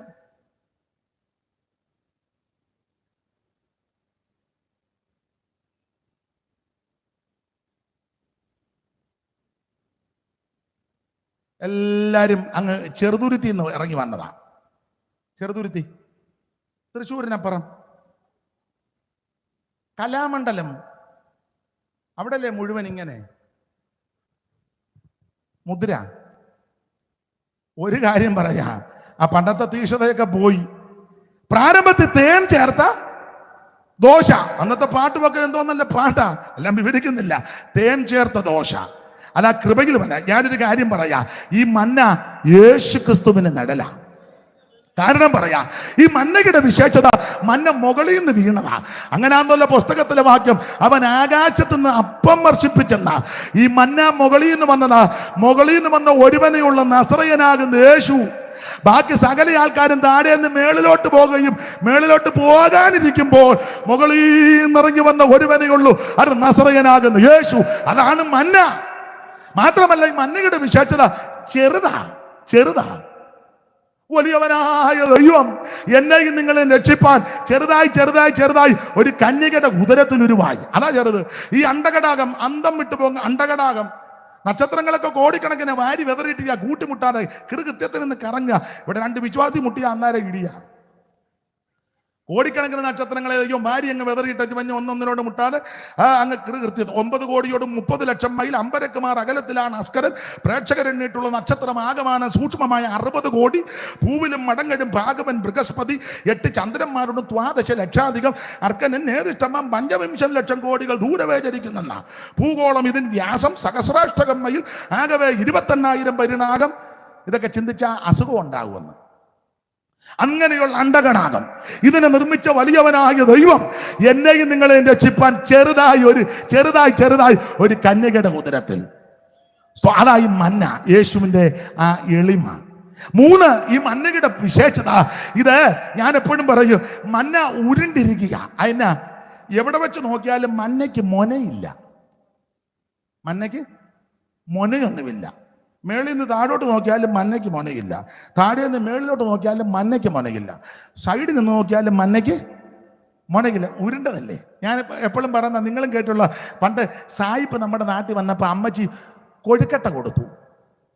അപ്പൊ സായിപ്പ് വിശന്നിരിക്കുക, കൊഴുക്കട്ട എന്തേലും ആട്ടെ. സായിപ്പ് കൊഴുക്കട്ട എടുത്ത് ഉടച്ചപ്പോൾ അതിനകത്ത് ചക്കരയും തേങ്ങായി. പരിഭാഷയ്ക്കുന്നവനെ വിളിച്ചു പറഞ്ഞു, ഇതെന്ത് വന്നു? അവൻ പറഞ്ഞു, ചക്കരയും തേങ്ങായി. ഇതിനകത്തുള്ളതാണ്. അല്ലല്ലോ, ഇതിനകത്ത് വെച്ചതാണെന്ന് പറഞ്ഞു. സായിപ്പ് ചോദിച്ചു, ഇതിനകത്ത് വെച്ചു. ഇംഗ്ലീഷിലാ ചോദിക്കുന്നത്. എനിക്ക് ഇംഗ്ലീഷ് അറിയത്തില്ല, അതുകൊണ്ട് ഞാനങ്ങ് പറഞ്ഞത് അതുപോലെ. അപ്പോൾ പരിഭാഷക്കാരോട് ചോദിച്ചു, തേങ്ങ അപ്പോൾ കോക്കനട്ട് തെങ്ങ കിടക്കുന്ന കാണിച്ചാണ്ടാത്ത അത് അല്ലേ ഞാൻ. ചക്കര ഉണ്ട കൊണ്ട് കാണിച്ചു. അപ്പൊ സായിപ്പ് ചോദിച്ചു, ഇത് രണ്ടും കൂടി ഇതിനകത്ത് വെച്ചതാണ്. സായിപ്പ് ഓർത്ത് ഇതിനകത്ത് ഇങ്ങനെ ഉള്ളതാണ്. നമ്മൾ ആപ്പിളുമൊക്കെ അല്ലെ ഓറഞ്ചുമൊക്കെ പൊളിക്കുമ്പം അതിനകത്ത് ഇരിക്കുകയല്ലേ അത്. സായിപ്പ് ഓർത്ത് ഇതിനകത്തുള്ളതാ ചക്കര. അപ്പം ഉള്ളതല്ല, വെച്ചതാ. അപ്പൊ സായിപ്പ് കൊടുക്കട്ടെ ഇഷ്ടം പോലെ. സായിപ്പ് മറ്റേ കൊടുക്കട്ടെ ഇതിനകത്ത് കൊണ്ടുവന്ന് ചോദിച്ചു. അപ്പൊ പരിഭാഷക്ക് പറഞ്ഞ അതിനകത്ത് എല്ലാത്തിനകത്ത് ഉണ്ടെന്ന് പറഞ്ഞു. അപ്പൊ സായിപ്പ് ഒരു കൊടുക്കട്ട് എടുത്ത് നോക്കി. ഇതാരാ ഇത് ഉണ്ടാക്കിയത്? ഇതിന് ടെക്നീഷ്യൻ. ചട്ടയും മുണ്ടെടുത്തൊരു അമ്മ പേടിച്ച അമ്മച്ചിയെ സായിപ്പ് വിളിക്കുന്നുണ്ട്. തള്ള വിറച്ചു പോയി. സായിപ്പന്മാരുടെ കാലം തോക്കുമൊക്കെ ഉള്ള കാലമാണ്. തള്ള പേടിച്ച് വന്ന് നിന്നപ്പോൾ സായിപ്പ് ചോദിച്ചു, ഈ കൊഴുക്കട്ടയ്ക്കകത്ത് തേങ്ങയും ചക്കരയും എങ്ങനെ കയറ്റിയെന്ന് ചോദിച്ചു. സായിപ്പ് കൊഴുക്കട്ട എടുത്ത് നോക്കിയിട്ട് ഒരു വിടവും കാണുന്നില്ല ഇതിനകത്ത് കുത്തിക്കയറ്റാൻ. അയാള് അമേരിക്ക വലിയ പാലമൊക്കെ പണിതേച്ച് വന്ന മേളിൽ കൂടെ പ്ലെയിൻ പോകുന്നു, പാലത്തെ കൂടെ 3-4 വരി കാറും ലോറിയും എല്ലാം പോകുന്നു, അടിയിൽ കൂടെ കപ്പൽ പോകുന്നു. അങ്ങനത്തെ പാലം പണിത സായിപ്പോട് വന്ന് കൊടുക്കട്ടയ്ക്കകത്ത് ഇതെല്ലാം കൂടെ തള്ളിക്കയറ്റി എങ്ങനെയാണെന്ന് സായിപ്പിന് അറിയത്തില്ല. അത്ര ടെക്നോളജിയാണ് നമ്മുടെ അമ്മമാരുടെ ടെക്നോളജി. ആയിക്കോട്ടെ എന്ന് പറഞ്ഞതുപോലെ മന്ന ഉരുണ്ടിരിക്കുക, എങ്ങനെ നോക്കിയാലും മൊനയില്ല എന്ന് പറഞ്ഞാൽ യേശു ക്രിസ്തുവിൽ ഒരു പാപവുമില്ല. 5-6 കോടതി മാറി വിസ്തരിച്ചിട്ട് ഒരു കുറ്റവും കണ്ടില്ലല്ലോ. പീലാത്ത് നോക്കിയിട്ട് കുറ്റം കണ്ടില്ല. ഹെരോദാവ് നോക്കിയിട്ടും കുറ്റം കണ്ടില്ല. മഹാപുരോഹിതന്മാർ അവൻ നോക്കിയിട്ട് കുറ്റം കണ്ടില്ല. അവൻ ഒരുത്തർക്കും ഒരു കുറ്റമില്ലാത്ത പരമവിശുദ്ധനാ ക്രിസ്തു. അതാണ് മന്ന. ഇന്ന് രാത്രി ആ മന്ന മരുഭൂമിയിലുണ്ട്. ഇത് കഴിക്കുന്നവൻ അവൻ ജീവൻ പ്രാപിക്കും. ഇത് ഭക്ഷിക്കുന്നവന് സമൃദ്ധിയായ ജീവൻ കിട്ടും. ഞാൻ എൻ്റെ വാക്ക് നിർത്തുക. 1, മരുഭൂമിയിൽ ദൈവത്തിന്റെ കരുതലുണ്ട്. 2, മരുഭൂമിയിൽ നിന്റെ മാറയത് മധുരമാക്കി തരും. 3, മരുഭൂമിയിൽ രോഗശാന്തിയുണ്ട്. 4, മരുഭൂമിയിൽ സമൃദ്ധിയുണ്ട്. 5, മരുഭൂമിയിൽ മന്നയുണ്ട്. ഇന്ന് രാത്രി ഈ മരുഭൂമി പ്രയാണത്തിൽ ക്ഷീണിച്ചു പോകരുത്, തളർന്നു പോകരുത്, പിന്മാറരുത്. പിന്മാറുന്നുവെങ്കിൽ എന്റെ ഉള്ളത്തിന് വേണ്ടി പ്രചാരമില്ല. ഇന്ന് രാത്രി എല്ലാവരും ദൈവത്തെ മഹത്വപ്പെടുത്തിയാട്ടെ. യേശു ഏകരക്ഷകൻ, യേശു ക്രിസ്തു മാത്രം രക്ഷകൻ, മറ്റൊരുത്തനും രക്ഷയില്ല. നീ രക്ഷിക്കപ്പെട്ട് ജ്ഞാനപ്പെട്ട ആത്മനിറവിനെ പ്രാപിച്ച് വേർപാട് പാലിച്ച് അവൻ വിശുദ്ധ ജീവിതം നയിച്ച് കൂട്ടായ്മ ആചരിച്ച് തിരുമേശകെടുത്ത് പോയാൽ നിനക്കും അങ്ങ് നിത്യതയിലെത്താം. ഇന്ന് രാത്രി എല്ലാവരും സമർപ്പിക്ക്. എല്ലാവരും അല്പസമയം ദൈവത്തെ സ്തുതിച്ചാട്ടെ. അല്പസമയങ്ങൾ എല്ലാവരും ദൈവത്തിന് മഹത്വം കരേറ്റ്. ആ പഴയ പാട്ടിന്റെ 2 ചരണങ്ങൾ കൈയടിച്ചങ്ങ് പാടാം. എഴുന്നേറ്റ് നിന്ന് പാടാൻ ഞാൻ പറയത്തില്ല, കാരണം നിങ്ങൾ ഇറങ്ങിപ്പോവും. അത്യാവശ്യമുള്ളവർക്ക് പോകാം, അല്ലാത്തവർ ഇരുന്നുകൊണ്ട് പാടിയാൽ മതി. കാരണം എഴുന്നേക്കാന്ന് പറഞ്ഞാൽ അന്നേരം എല്ലാവരും പോകുമെന്ന് എനിക്കറിയാം. അത്യാവശ്യമുള്ളവർ പൊക്കോ, ഒരു കുഴപ്പമില്ല. എങ്കിലും 2 ശീലം പാട്ട് പാടി നമുക്ക് ദൈവത്തെ മഹത്വപ്പെടുത്തി എന്ന് പോകാം. എന്നു നീ വന്നിടു എൻ്റെ മണ്ണവാള, നിന്നെ കണ്ടു ഞാൻ എൻ്റെ ആശ തീർക്കുവാ, ഞാൻ എൻ്റെ ആശ തീർക്കുവാ.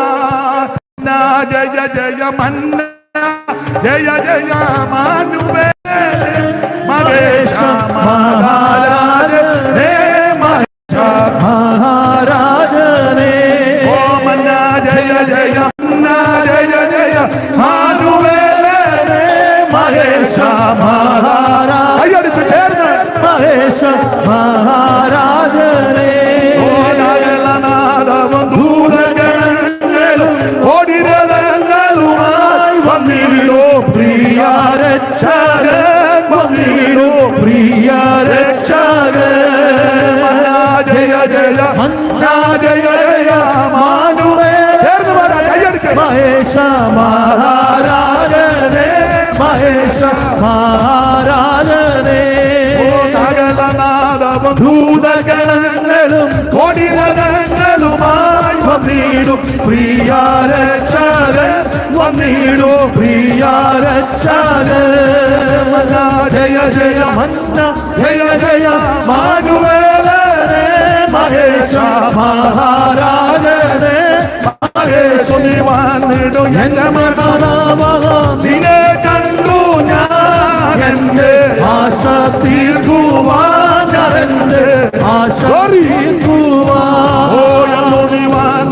എൻ്റെ മണവാള, നിന്നെ കണ്ടു ഞാൻ എൻ്റെ ആശ തീർക്കുവാൻ, എൻ്റെ ആശ തീർക്കുവാൻ. ജയ ജയ മന്ന, ജയ ജയ മാനുവേല, മഹേശ മഹാരാജനേ, മഹേശ മഹാരാജനേ. ജയ ജയ മന്ന, ജയ ജയ മാനുവേല, മഹേശ മഹാരാജനേ, മഹാരാജനേ. സകലനാദവും ദൂതഗണങ്ങളും കൊടിരഥങ്ങളുമായി വന്നിടോ പ്രിയ രക്ഷകൻ, വന്നിടോ പ്രിയ രക്ഷകൻ.